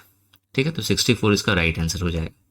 क्वेश्चन नंबर 64 यहाँ पे ये कह रहा है, क्वेश्चन नंबर 64 है मेरा, 1/5 of a tank can be filled in 4 hours by pipe ए। कह रहा है कि 1/5 भाग टैंक का, 1/5 भाग टैंक का वो भरता है 4 घंटे में। तो पूरा भाग कितना भरेगा, तो 5 चौके 20। ये मैंने आपको पाइप एंड सिस्टर्न वाले टॉपिक में कवर करवाया है। तो जो ए है वो 20 घंटे में एक पूरा टंकी भर देगा या टैंक भर देगा। दूसरा है 2/3 जो है वो भरता है 10 घंटे में, 2/3 3 वो भरता है 10 घंटे में, 2 से ये कट रहा है, 2 पचे 10 यानी 5 दिया 15 घंटे में बी भर देगा। ठीक है, हाउ लॉन्ग विल, तो दोनों मिलकर कितने देर में भरेंगे, बहुत सिंपल सा क्वेश्चन है यहाँ पे। ठीक है, तो 10 और 20 का जो एलसीएम होगा, सॉरी 20 और 15 का जो एलसीएम होगा कितना हो जाएगा, 60 हो जाएगा। 20 से 60 हो गया, 15 चौके 60 हो जाएगा, 4 3 7 हो गया, तो 60/60, 60/7 कहाँ पे आ रहा है, 8 घंटा है, 8 7 56 और 4 60/7, ये ऑप्शन बी जो है ये इसका राइट आंसर हो जाएगा यहाँ पे। ठीक है, इजी क्वेश्चन है, ढंग का क्वेश्चन है, और ऐसे ही आपको आपके पेपर में भी क्वेश्चंस मिलने वाला है। क्वेश्चन नंबर 65 है, this is divided among the A B C D in the proportion of this, find the difference of the share of B and C. B और सी का बहुत इजी क्वेश्चन है, B और C का जो difference है वो कितना है, 1 का है। इन सबका सम किया तो 4 3 7 और 7 5 कितना हो गया, 12। और यहाँ पे जबकि बोल रहा है कि टोटल अमाउंट कितना होगा, 7805516 है। कितना टाइम्स है अब बोलोगे, तो यहाँ पे डिवाइड करके देख लेते हैं। तो 12 25 60 होता है, 12 छक 72 होगा, तो 6 बार में ये जाएगा, पहले 72 72 हो गया, तो यहाँ पे 6 बचा, तो 12 50 60 हो गया, फिर 0 देंगे क्योंकि 5 होगा सर बचेगा, फिर 1 उतारा तो 51 हो गया, 12 चक 48 होता है, 48 और फिर 3 बचा, तो 12 3 36, तो 65043, और 1 से अगर मल्टीप्लाई करेंगे डिफरेंस निकालने के लिए तो यही आंसर होगा 65043। पहला वाला जो ऑप्शन है यही मेरा राइट आंसर है। क्वेश्चन नंबर 66 है, what percentage is 5 millimetre in 10 decimetre. 10 decimetre, decimetre से मेरा सेंटीमीटर, सेंटीमीटर से मेरा मिलीमीटर, तो मिलीमीटर फिर सेंटीमीटर फिर डेसीमीटर फिर मीटर। ठीक है, इस तरह से आता है।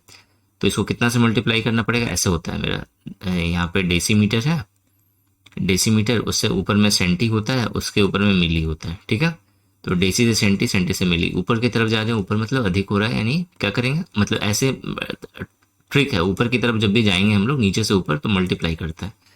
एक स्टेप जाने के लिए 10 से मल्टीप्लाई करेंगे, 2 स्टेप जाने के लिए 100 से, तो यहाँ पे 10 सेंटीमीटर में कितना हो जाएगा, 1000 मेरा मीटर हो जाएगा ना। हमको क्या करना है, 5 देखना है कि जो है पूरे 1000 का कितना परसेंट है, और वो भी ऐसा है परसेंटेज में निकाल के बताना है। 0000 कैंसिल हो गया, 0.5 आएगा, 0.5% जो है ये इसका आंसर हो गया 66 का। क्वेश्चन नंबर 67 है मेरा, if their total surface area of a cube is this, find its longest diagonal. तो टोटल सरफेस एरिया जो होता है किसी भी क्यूब का, तो क्यूब का मेरा टोटल सरफेस एरिया का फॉर्मूला क्या होता है, 6a²। तो 6a² इक्वल्स टू मुझे गिवन है 1944। अब देखो यहाँ पे 6 से तो ये कट रहा है, कितने बार में कट रहा है यहाँ पे, तो 6 3 18 और फिर 6 18, फिर 6 दूना 12 हो जाएगा, 6 चौके 24, 324 आ जाएगा। तो a इक्वल्स टू कितना आ जाएगा, 324 का रूट, स्क्वायर इधर आके रूट हो गया ना। मुझसे कहा है कि लॉन्गेस्ट डायगोनल बताओ कि कौन सा होगा, तो ए की वैल्यू हो गई, लॉन्गेस्ट डायगोनल का जो फॉर्मूला होता है किसी भी क्यूब का जो लॉन्गेस्ट डायगोनल है मेरा, उसका फॉर्मूला होता है रूट 3 इंटू ए यानी साइड, तो रूट 3 एज इट रखो, और यहाँ पे है √324। अब या तो मल्टीप्लाई कर दो या फिर सबका फैक्टर निकाल दो, 3 वैसे ही है, यहाँ पे 324 का अगर हम लोग फैक्टर निकालेंगे तो मेरे को मिलेगा यहाँ पे 3 into 2 into 2 into 3 into 3 into 3 हो गया ना, 3 3 के 9, 9 3 27, 27 दूना 54, 54 छके 324। ठीक है, अब इसको सॉल्व कर दे रहे हैं, 1 मिल गया मुझे, 2 मिल गया, यहाँ पे 3 मतलब 2 मिल गया, तो 3 दूना 6, 6 3 18, तो 18√3 जो है ये मेरे को आंसर मिलेगा। तो 18√3 कौन सा है, ये वाला है, तो ऑप्शन ए जो है इसका राइट आंसर होगा।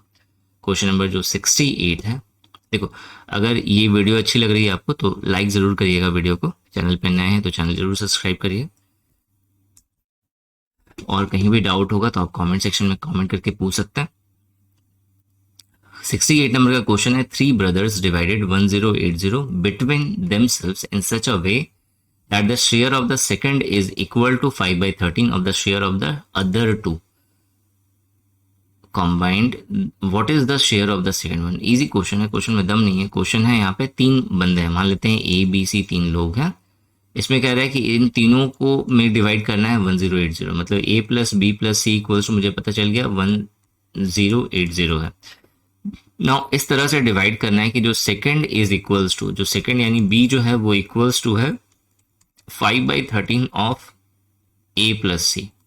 ठीक है, तो A प्लस सी मुझे पूछा क्या है इसने, सेकंड वाले का B का निकालना है, तो क्या करो A प्लस सी की वैल्यू निकाल दो यहाँ पे। तो A plus C equals to कितना हो जाएगा, 13 इधर गया तो 13 B/5 आ जाएगा। ए प्लस सी की value. Now A plus C equals to मुझे गिवन है 13b/5 और एक ये b है इक्वल्स टू 1080। इसे सॉल्व कर देंगे, 5 और 13 5 18, b/5 हो जाएगा इक्वल्स टू 1080। 18 से 108 कटता है तो आप बोलोगे 18 के टेबल में 108 आता है, तो 18 ठीक से 44, 18 9 162 होता है, 180, 18 छक्के 108 होता है ना, तो 60 हो गया, यहाँ पे 6 5 30 300 आएगा इसका आंसर। सो 300 जो है ये इसका राइट आंसर है। क्वेश्चन नंबर 69 जो है, 69 नंबर का क्वेश्चन हमें ये कह रहा है कि if the difference between the area of circum circle and the circle, circle नहीं होगा यहाँ पे, एंड द इन सर्कल होगा, ठीक है, एक सर्कम सर्कल एक इन सर्कल। देखो अब इस तरह का क्वेश्चन अगर आपको मिल जाए, ठीक है, तो क्वेश्चन गलत है तो आपको इसमें मार्क्स मिल जाएगा, ठीक है। तो अब इसको ये नहीं कि करेक्ट करके जो है सॉल्व करना शुरू कर देना, इसमें जो मन में आए मार्क कर देना, क्योंकि इसका नंबर आप एकदम 90, आपको मान के चलो कि 100% ये जो क्वेश्चन होगा आपको इसके मार्क्स मिलेंगे, क्योंकि ये गलत क्वेश्चन है, ठीक है। सो क्वेश्चन अब मैं सही करके आपको बता दे रहा हूँ। क्वेश्चन है यहाँ पे, the difference between the area of the circumcircle and the incircle of an equilateral triangle is 396। Question है कि एक इक्विलैटरल ट्रायंगल है, इसका मेरा एक सर्कम सर्कल है और एक मेरा इन सर्कल है, ठीक है, ये एक इन सर्कल है। अब दोनों का जो एरिया होगा, उस एरिया का जो डिफरेंस है वो है मेरा 396, then the area of the triangle. Now इसका हमेशा याद रखना एक कंडीशन होता है, इसका कंडीशन ये है कि ये जो हाइट होगा या फिर छोटा वाला जो रेडियस होगा, अगर मेरा ये r है तो ये जो बड़ा वाला है, बड़े वाला सर्कल का जो रेडियस होगा वो मेरा 2r होगा, ठीक है। तो जो हाइट होगी ट्रायंगल की वो मेरा 2r + r कितना हो गया, 3r हो गया हाइट, ठीक है। तो ये अगर कॉन्सेप्ट आपको मालूम है तो बहुत आराम से निकल जाएगा। मुझे यहाँ पे area of circum circle minus area of in circle, ये इसकी वैल्यू दी हुई है मेरा 396। नाउ जो एरिया ऑफ सर्कम सर्कल है इसका फॉर्मूला होता है मेरा πr², तो r है यहाँ पे 2r, तो 2r का स्क्वायर कर देंगे तो मुझे मिलेगा 4r²। नाउ एरिया ऑफ जो इन सर्कल है वो है मेरा πr², तो यानी πr² हो गया, इधर है मेरा 396। अब इसको इसमें से अगर इसको माइनस कर दे तो मुझे दिखेगा 3πr² इक्वल्स टू 396। सो 3 वैसे ही, पाई की वैल्यू 22/7 हो गया, फिर यहाँ पे r² इक्वल्स टू 396 हो गया, कैंसिल कर दे रहे, 3 1 ज़ा 3, 3 3 9, 3 2 6 हो गया। यहाँ पे 2 बार में जाएगा, यहाँ से 11 के में 11, 11 2 22, 2 से कट जा रहा है, यहाँ पे 2 छक्के 12, 7 छक्के 42। सो 42 का root, so r equals to 42 का रूट मुझे दिख गया है यहाँ पे। सो r 42 मुझे मिल गया, यानी 3r कितना हो जाएगा, 3r जो है वो मेरा 3√42 हो जाएगा। 3√42 ये मेरा हाइट निकल गया, मुझसे पूछा गया है यहाँ पे, then the area of the triangle. ना हाइट अगर हमें पता है तो मुझे एरिया ऑफ ट्रायंगल निकालने के लिए मुझे सबसे पहले साइड चाहिए। कहाँ पे करें हम इसे आगे यहाँ पे कर लेते हैं, ठीक है, इतना में कर लेते हैं, इतना में ये मेरा किसका क्वेश्चन है, इंटरेस्ट का क्वेश्चन, आराम से इसमें हो जाएगा, ठीक है। सो यहाँ पे मुझे 3r जो है यानी कि हाइट मुझे पता चल गई, तो हाइट इक्वल्स टू मुझे दिया हुआ है 3√42। हाइट जो होता है वो होता है मेरा फॉर्मूला, इक्विलैटरल ट्रायंगल का हाइट का फॉर्मूला होता है √3/2 × a इक्वल्स टू 3√42। इसे अगर हम लोग सॉल्व करेंगे तो यहाँ पे मुझे a इक्वल्स टू जो मुझे दिखेगा वो दिखेगा 3 दूना 6 हो गया, यहाँ पे 6√42 डिवाइड बाई √3, रूट है तो यहाँ पे अंदर अंदर वाला काट सकते हैं, 3 चौके 12, 14 आ गया यहाँ पे। तो फाइनली a इक्वल्स टू मुझे दिखेगा 6√14। ना a की वैल्यू पता चल गई तो मुझे चाहिए क्या, एरिया। एरिया का फॉर्मूला होता है √3/4 into side square, side square मतलब 6 × 6 इंटू √14 का स्क्वायर करेंगे तो 14 आएगा। 4 से ये कट रहा है तो अब लोग हाँ सर 2 से कट रहा है और फिर ये कट जाएगा, तो यहाँ पे 2 तिहाई 6, 2 तिहाई 6 ये दिखेगा, तो 3 3 9, 14 9 126 हो गया, 126√3, 126√3। तो 126√3 जो है ये मेरा ये वाला आंसर है, ठीक है। क्वेश्चन नंबर 70 की बात करें तो if a sum become 1460 in 2 years. Question है कि एक प्रिंसिपल है, हमें नहीं पता प्रिंसिपल क्या है, तो ये कह रहा है कि 2 साल में 2 ईयर्स में जो है 1460 हो जाता है, और 3 ईयर्स में 3 साल में, ठीक है, 3 ईयर्स में ये जो है वो हो जा रहा है 1606, ठीक है। तो क्वेश्चन अब देखो 2 साल में ये 1460 हो जा रहा है और 3 साल में ये 1606 हो जा रहा है, यानी 1 साल में यहाँ से यहाँ तक बढ़ा वो, ठीक है। तो 1 साल में वो कितना बढ़ा तो माइनस कर देंगे सर, तो माइनस करेंगे कितना आएगा, 1606 में से 1460 अगर माइनस कर रहे हैं तो कितना आ रहा है, 146 आएगा। तो 146 आ गया। मुझे 146 जो है वो एक साल में बढ़ा है। कितना से बढ़ा है, 146, 10%। सर कुछ दम नहीं है क्वेश्चन में, ठीक है, थोड़ा सा बस आपको ऑप्शन पता होना चाहिए, मतलब कॉन्सेप्ट मालूम होना चाहिए कि किस तरीके से हम लोग कर रहे हैं। नाउ अब जो है नेक्स्ट क्वेश्चन है कंप्यूटर लिटरेसी का, और उसके बाद है हम लोग FSSAI का। चूंकि ये सारे क्वेश्चन जो है कंप्यूटर लिटरेसी और FSSAI के, तो हमने जो सीरीज जो स्टार्ट करा हुआ था यूट्यूब पे, उसी से क्वेश्चंस लिए गए हैं। तो मैं आपको सिर्फ फटाफट आपके इसके आंसर बता दे रहा हूँ कि इसका कौन सा सही है। अगर आपको डिटेल में जाना है तो आप वो वीडियोस देखिए सीरीज वाली, आपको सारी चीज़ें वहाँ पे क्लियर हो जाएंगी, मतलब पूरे डिटेल्स में मैंने बताया हुआ आपको वहाँ पे समझ में आ जाएगा। तो फटाफट करते हैं इसके। तो 71 नंबर का जो क्वेश्चन है वो है Google Docs is not associated with. Google Docs जो है गूगल फॉर्म के साथ एसोसिएटेड नहीं होता है। नेक्स्ट क्वेश्चन है बाय डिफॉल्ट जो है MS वर्ड में कौन सा फॉन्ट होता है, तो मेरा कैलिबरी इसका राइट आंसर होगा। इसके बाद नेक्स्ट क्वेश्चन है स्पेलिंग और ग्रामर चेक करना है, तो F7 हम लोग प्रेस करेंगे। इसके बाद नेक्स्ट क्वेश्चन है in a spreadsheet the active cell is a dash cell, तो जो मेरा करंट वर्किंग सेल है उसी को हम लोग एक्टिव सेल कहते हैं। नेक्स्ट क्वेश्चन है by whom did the first mail send, तो रे टॉमलिंसन इसका राइट आंसर है। नेक्स्ट क्वेश्चन है which of the following is not a Microsoft application, इसमें से कीप जो है वो मेरा गूगल नोट्स जैसा है कुछ, तो वो जो है मेरा माइक्रोसॉफ्ट का एप्लीकेशन नहीं है। क्वेश्चन है all formulas in the Excel start with equal to. Next question है टू प्रिपेयर अ प्रेजेंटेशन और स्लाइड, हम लोग पावर पॉइंट यूज करते हैं इसके लिए। क्वेश्चन नंबर 79 है a dash procedure signature for a document, हम लोग जो है इसको साइनिंग एल्गोरिथम कहते हैं, ठीक है, बहुत इंपॉर्टेंट क्वेश्चन है, ये करवाया रखा है मैंने सारे के सारे। नेक्स्ट क्वेश्चन है CC जो हम लोग कार्बन कॉपी यूज करते हैं वो किसके लिए यूज करते हैं, तो जब भी हम लोग CC यूज करेंगे तो उसमें जो रेसिपिएंट होगा, जो यूजर होगा, वो क्या करेगा, जो टू वाले सेक्शन में जितने सारे मेल आईडी होंगे उन सबकी मेल आईडी देख सकता है वो। तो इसमें जो है इनविजिबल है, यहाँ पे इनविजिबल है, तो ये दोनों ऐसे ही खत्म हो गया। विजिबल है यहाँ पे, the recipient are visible to all of the other recipient of the message in CC है यहाँ पे, तो CC वाला ये जो है ये मेरा सही आंसर होगा। तो ऑप्शन बी जो है वो मेरा राइट आंसर है। क्वेश्चन नंबर 81 जो है वो मुझे कह रहा है कि which program is used in MS Word to check spelling, कौन सा हम लोग करते हैं स्पेलिंग चेक करने के लिए, तो स्पेलिंग एंड ग्रामर जो है ये मेरा इसका राइट आंसर है। क्वेश्चन नंबर 82 है line spacing in the dash of MS word, तो लाइन स्पेसिंग जो होता है वो कह रहा है कि कौन से जो है MS वर्ड के कौन से टैब के अंदर प्रेजेंट होता है, तो लाइन स्पेसिंग जो है वो मेरा होम टैब के अंदर प्रेजेंट होता है। क्वेश्चन नंबर 83 है मेरा in the PowerPoint the header and the footer button can be found on the insert tab of what group, मतलब कौन से ग्रुप में होता है, तो टेक्स्ट ग्रुप इसका राइट आंसर होगा, तो टेक्स्ट ग्रुप होगा।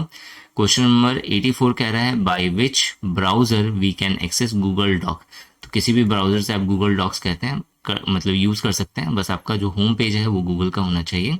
क्वेश्चन नंबर 85 जो है वो हमें कह रहा है कि विच one is not a benefit of digital signature, तो डिजिटल सिग्नेचर का क्या बेनिफिट नहीं है, तो डिजिटल सिक्योरिटी ये बेनिफिट है, लीगल ऑथेंटिकेशन ये भी बेनिफिट है, ट्रेसिबिलिटी ये भी बेनिफिट है, कॉस्ट इन्फॉर्मेशन जो है ये मेरा डिजिटल सिग्नेचर का बेनिफिट नहीं है, तो ये मेरा राइट आंसर होगा। नेक्स्ट क्वेश्चन है 86 नंबर का है which social network doesn't provide user with selfie filter, selfie filter जो है वो प्रोवाइड नहीं करता है, बहुत बार क्वेश्चन ये रिपीट हो गया है सीरीज में, तो ट्विटर इसका राइट आंसर है।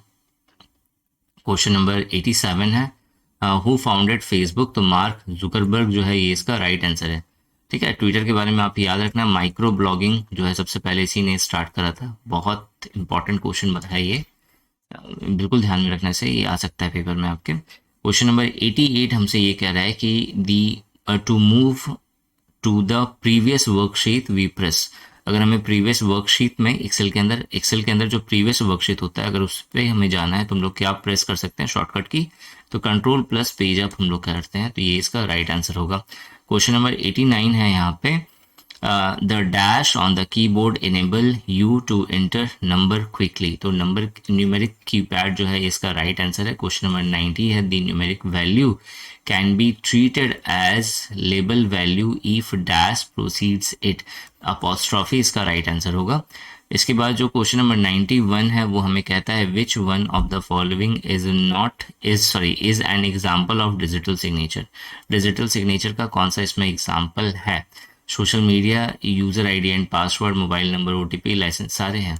तो ऑल ऑफ द अबव इसका राइट आंसर होगा। क्वेश्चन नंबर 92 है, in which tab of MS Word are macros present. Macros जो है वो एमएस वर्ड के कौन से टैब में प्रेजेंट होता है? व्यू इसका राइट आंसर है। क्वेश्चन नंबर 93 है, the advantage of using a spreadsheet. ये जो स्प्रेडशीट है उसका एडवांटेजेस क्या है? तो पहला ऑप्शन है calculation can be done automatically, ये सही है।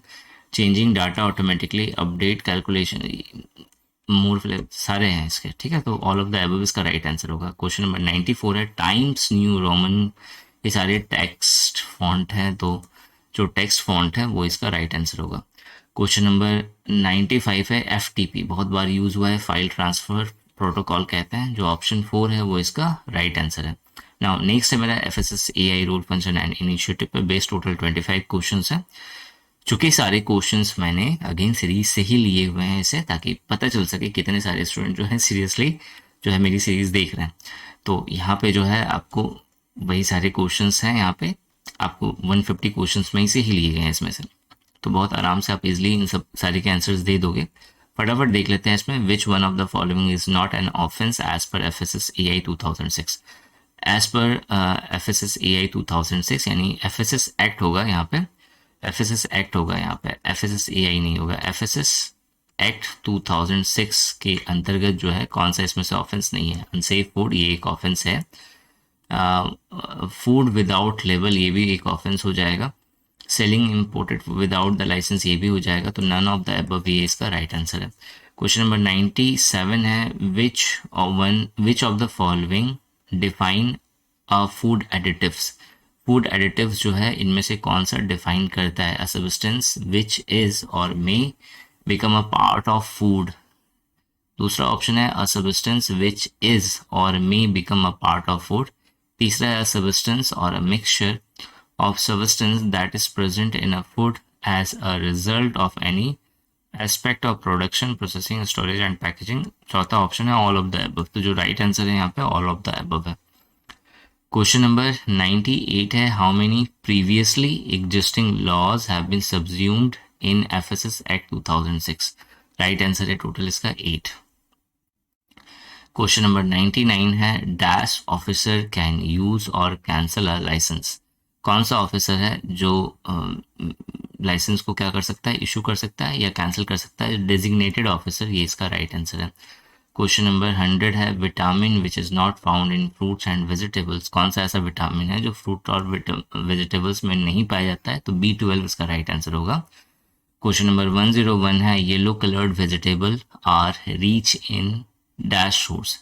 जो येलो कलर का जो वेजिटेबल होता है वो विटामिन सी। येलो कलर का क्या वेजिटेबल होगा? येलो कलर का आपको ज़्यादातर जो है फ्रूट्स ही मिलता है, खट्टे फल, तो वो जो है विटामिन सी ही उसके अंदर पाया जाएगा।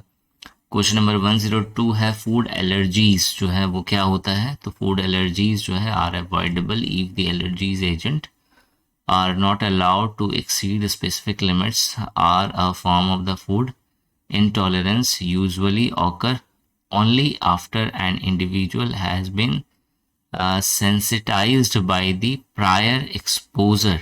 ये जो है ये इसका सही आंसर है।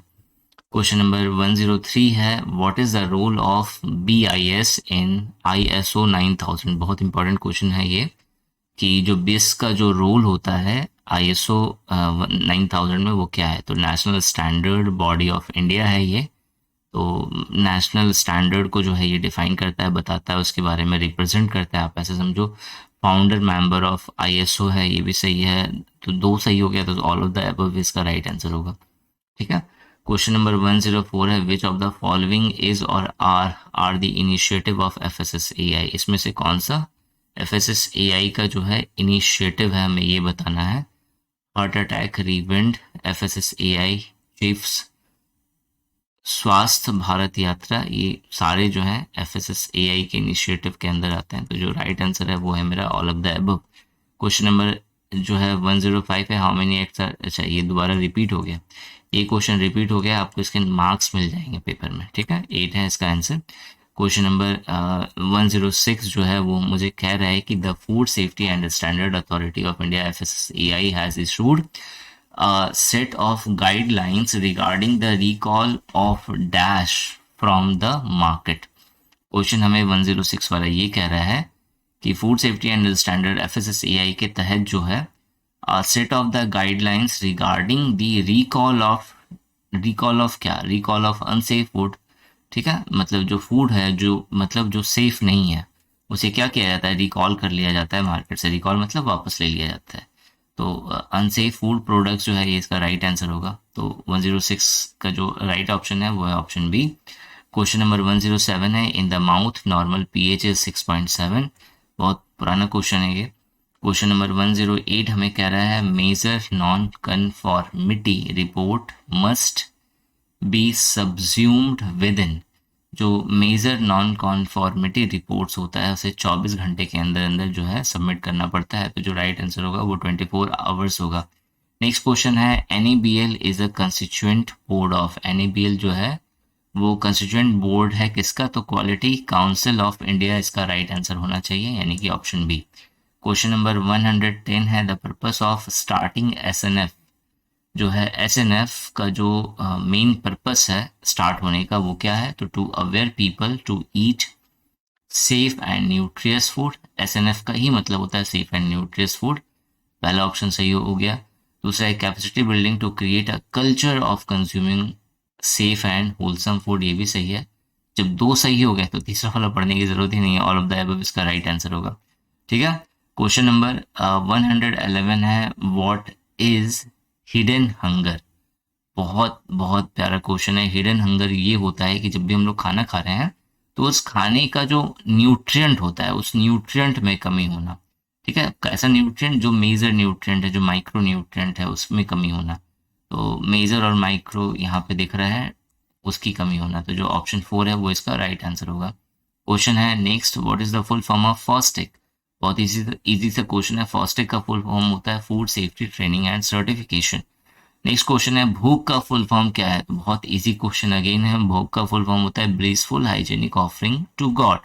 ढूंढो कहाँ पे, ब्लिसफुल हाइजेनिक ऑफर्स है, ऑफरिंग यहाँ पे दिख रहा है, हाइजेनिक ऑफरिंग टू गॉड कभी कभी मिलता जुलता है। ठीक है, ये ब्लेस्ड है, तो blissful hygienic offering to God ये इसका राइट आंसर होगा। क्वेश्चन नंबर 114 हमें क्या कह रहा है, 114 कहता है हमें, the colour code for the food safety display board on the food storage operator. जो स्टोरेज ऑपरेटर होता है उसका कलर कोड जो होता है फूड सेफ्टी डिस्प्ले बोर्ड का वो क्या होता है, येलो होता है, YELLOW। वही वेजिटेबल्स वगैरह सब के लिए क्या होता है, तो ग्रीन होता है। क्वेश्चन नंबर 115 हमें कह रहा है कि डैश ऑफिसर कैन इशूड, दोबारा रिपीट हो गया ये क्वेश्चन, इसके मार्क्स आपको मिल जाएंगे। डेजिग्नेटेड ऑफिसर है, तो 2 क्वेश्चन इसमें रिपीट हो गए अभी तक। नेक्स्ट क्वेश्चन है, FSSAI was established by. FSSAI किसके द्वारा एस्टेब्लिश करा गया, तो अनबुमनी रामादोस जो है ये इसका राइट आंसर होगा। क्वेश्चन नंबर 117 है मेरा, हाउ मेनी प्रीवियसली, ये कितनी बार, ये तीसरी बार आई थिंक रिपीट हो गया है। तो ये क्वेश्चन 3 बार रिपीट हो गया। ये पेपर जो है थोड़ा सा गड़बड़ हो गया है, आगे से मैं ध्यान रखूंगा कि मॉक टेस्ट 2 में आपको इस तरह की चीजें ना मिले। ठीक है, पूरी कोशिश होगी मेरे मॉक टेस्ट 2 आपको बेस्ट मिले। ठीक है, फ्री मिल रहा है तो इसका मतलब ये नहीं कि मैं कुछ भी उठा के दे दूं। क्वेश्चंस देखो सारे बहुत अच्छे हैं, बस कभी कहीं कहीं पे कुछ कुछ गड़बड़ हो गया। ह्यूमंस है, अब जो टीम होती है वो कभी कभी जो है आधे मन से काम करती है। वाइफ से झगड़ा हो जाता है शायद, उस समय जो है क्वेश्चन सेट करती है तो कुछ उटपटांग कर देती है, क्या कर सकते हैं हम। मैं सॉरी बोलता हूँ आप सभी को उनकी तरफ से, तो माफ़ कर दीजिएगा। ठीक है, क्वेश्चन नंबर जो 117 है इसका ये राइट आंसर 8 होगा। ये 3rd टाइम रिपीट हो रहा है क्वेश्चन। ठीक है, नेक्स्ट क्वेश्चन है, फॉस्टेक एम्स टू। फॉस्टेक का एम क्या है। ठीक है, फॉस्टेक का जो एम होता है वो होता है ट्रेंड करना। किसको, तो जो एबीओज है, एबीओज के अंदर कोई भी एक ऐसा पर्सन हो जिसे फूड सेफ्टी के बारे में बताना। तो ट्रेनिंग से ensure the availability of the wholesome food, ये होगा नहीं। दूसरा वाला ऑप्शन होगा, train at least 1 person in the food business to ensure food safety. तो जो ऑप्शन बी है वो मेरा राइट आंसर है। क्वेश्चन नंबर 119 जो है वो कह रहा है मेरा, as per the provision of food safety and standard licensing and registration of food business regulation 2011, which of the following is mandatory for the slaughtering animals। slaughtering animals के लिए क्या इसमें मैंडेटरी है, तो उसको चौंका दे, मतलब उसको क्या होता है ना कि उसको स्लॉटर करने से पहले डरा दिया जाता है, चौंका दिया जाता है, तो स्टनिंग जो है ये इसका राइट आंसर होगा। ठीक है, थोड़ा सा अटपटा सा क्वेश्चन है लेकिन ये सही क्वेश्चन है। क्वेश्चन नंबर 120 कह रहा है कि bacterial contamination may cause food poisoning, the condition required for bacterial growth are. ये फूड साइंस का क्वेश्चन इसमें कैसे घुस गया, ये क्वेश्चन जो है ये आउट ऑफ सिलेबस है। ठीक है, क्वेश्चन है यहाँ पे, तो ये इस बार का पेपर में थोड़ा सा कुछ गड़बड़ हो गया। अब नेक्स्ट जो मॉक टेस्ट 2 होगा उसमें मेरी पूरी कोशिश होगी कि आपको जो जो सही है, जो एग्जैक्टली exactly आपके पेपर में होना चाहिए वो आपको मिले विदाउट एनी फ्रस्ट्रेशन। ठीक है, सो ये जो 120 नंबर का जो क्वेश्चन है यहाँ पे कह रहा है कि bacterial contamination may cause food poisoning, the condition required for bacterial grow. Question भी सही से लिखा नहीं है जिसने भी बनाया है यहाँ पे। ठीक है मैंने क्वेश्चन नहीं बनाया है, क्वेश्चन तो ऑलरेडी मैं मतलब बनाता हूँ, ये सारे क्वेश्चंस जो है अलग से। अब क्या होती है, टीम जो है इनमें से क्वेश्चंस पिक करती है। ठीक है, किसी भी पेपर्स के लिए क्वेश्चंस बनाने का काम मेरा है, लेकिन क्वेश्चन सेट करने का काम मेरा नहीं है। ये क्वेश्चन जिसने सेट करा है वो आधी नींद में था शायद, जिसने क्वेश्चन सेट करा है। तो मैं सभी से दोबारा माफ़ी मांग रहा हूँ कि ये गलत ही है बिल्कुल भी। यहाँ पे क्वेश्चन ये है कि bacterial contamination may cause food poisoning, यहाँ तक ये खत्म हो गया। The condition required for the bacterial growth are, क्या कंडीशन होना चाहिए। तो बैक्टीरियल ग्रोथ का जो कंडीशन होता है वो होता है मेरा मॉइस्चर, वार्म टेम्परेचर होना चाहिए। टेम्परेचर मतलब थोड़ा सा गर्माहट होनी चाहिए। और फिर जो है मेरा फूड सप्लाई है, लो एसिड एनवायरनमेंट होगा, ऑक्सीजन मिले उसे अच्छे से। तो ये सारा चीज़ जो है मुझे ऑक्सीजन सब में दिख रहा है, मॉइस्चर दिख रहा है। हाई टेम्परेचर तो होता नहीं है यहाँ पे, कोल्ड टेम्परेचर कुछ कोल्ड हो सकता है। कोल्ड टेम्परेचर क्या होता है भाई, देखो यहाँ पे मॉइस्चर है, वार्म टेम्परेचर है, टाइम जो है फूड सप्लाई हो गया, लो एसिड एनवायरनमेंट हो गया, ऑक्सीजन हो गया। कोल्ड टेम्परेचर नहीं है। ऑप्शन बी सी जो है ये इसका राइट आंसर होगा। ठीक है, ये सी एफ एस ओ के अकॉर्डिंग ये क्वेश्चन बन गया। ठीक है, बाकी सारे क्वेश्चन सही हैं जितने भी हैं। अगर आप सही से अगर उसे दोगे तो आपके एक स्टैंडर्ड मार्क्स आ जाएंगे। जैसे जिस बच्चे ने जो स्कोर करा है 405 405, दिलीप अवस्थी नाम है शायद उनका, तो बहुत अच्छा मार्क्स है। अगर वो अच्छे से तैयारी करेंगे तो बहुत अच्छा स्कोर करेंगे अपने पेपर में। ठीक है, मॉक टेस्ट 2 जो होगा F S S A I live mock 2, F S A I live mock test 2, ये जो है 7 मार्च को होने वाला है। आप इस पेपर को अगर आप अच्छे से आप अगर आपने ऑब्जर्व करा तो आपको पता चल जाएगा कि किस क्वेश्चंस को किस तरीके से टैकल करते हैं, किस तरीके से सोचते हैं। स्पेशली क्वांट हो गया, रीजनिंग हो गया, इंग्लिश के क्वेश्चंस हो गए, आपको एक स्टैंडर्ड समझ में आ गया यहाँ पे कि किस तरीके से आपके पेपर में क्वेश्चंस आएगा। जो लूप होल्स हैं उसे आप जो है हटाइए, रिमूव करिए, क्योंकि अभी समय है तो आप आराम से कर सकते हैं। और नेक्स्ट मॉक टेस्ट यानी F S S A I live mock test 2 में अपना रिजल्ट अच्छा करिए।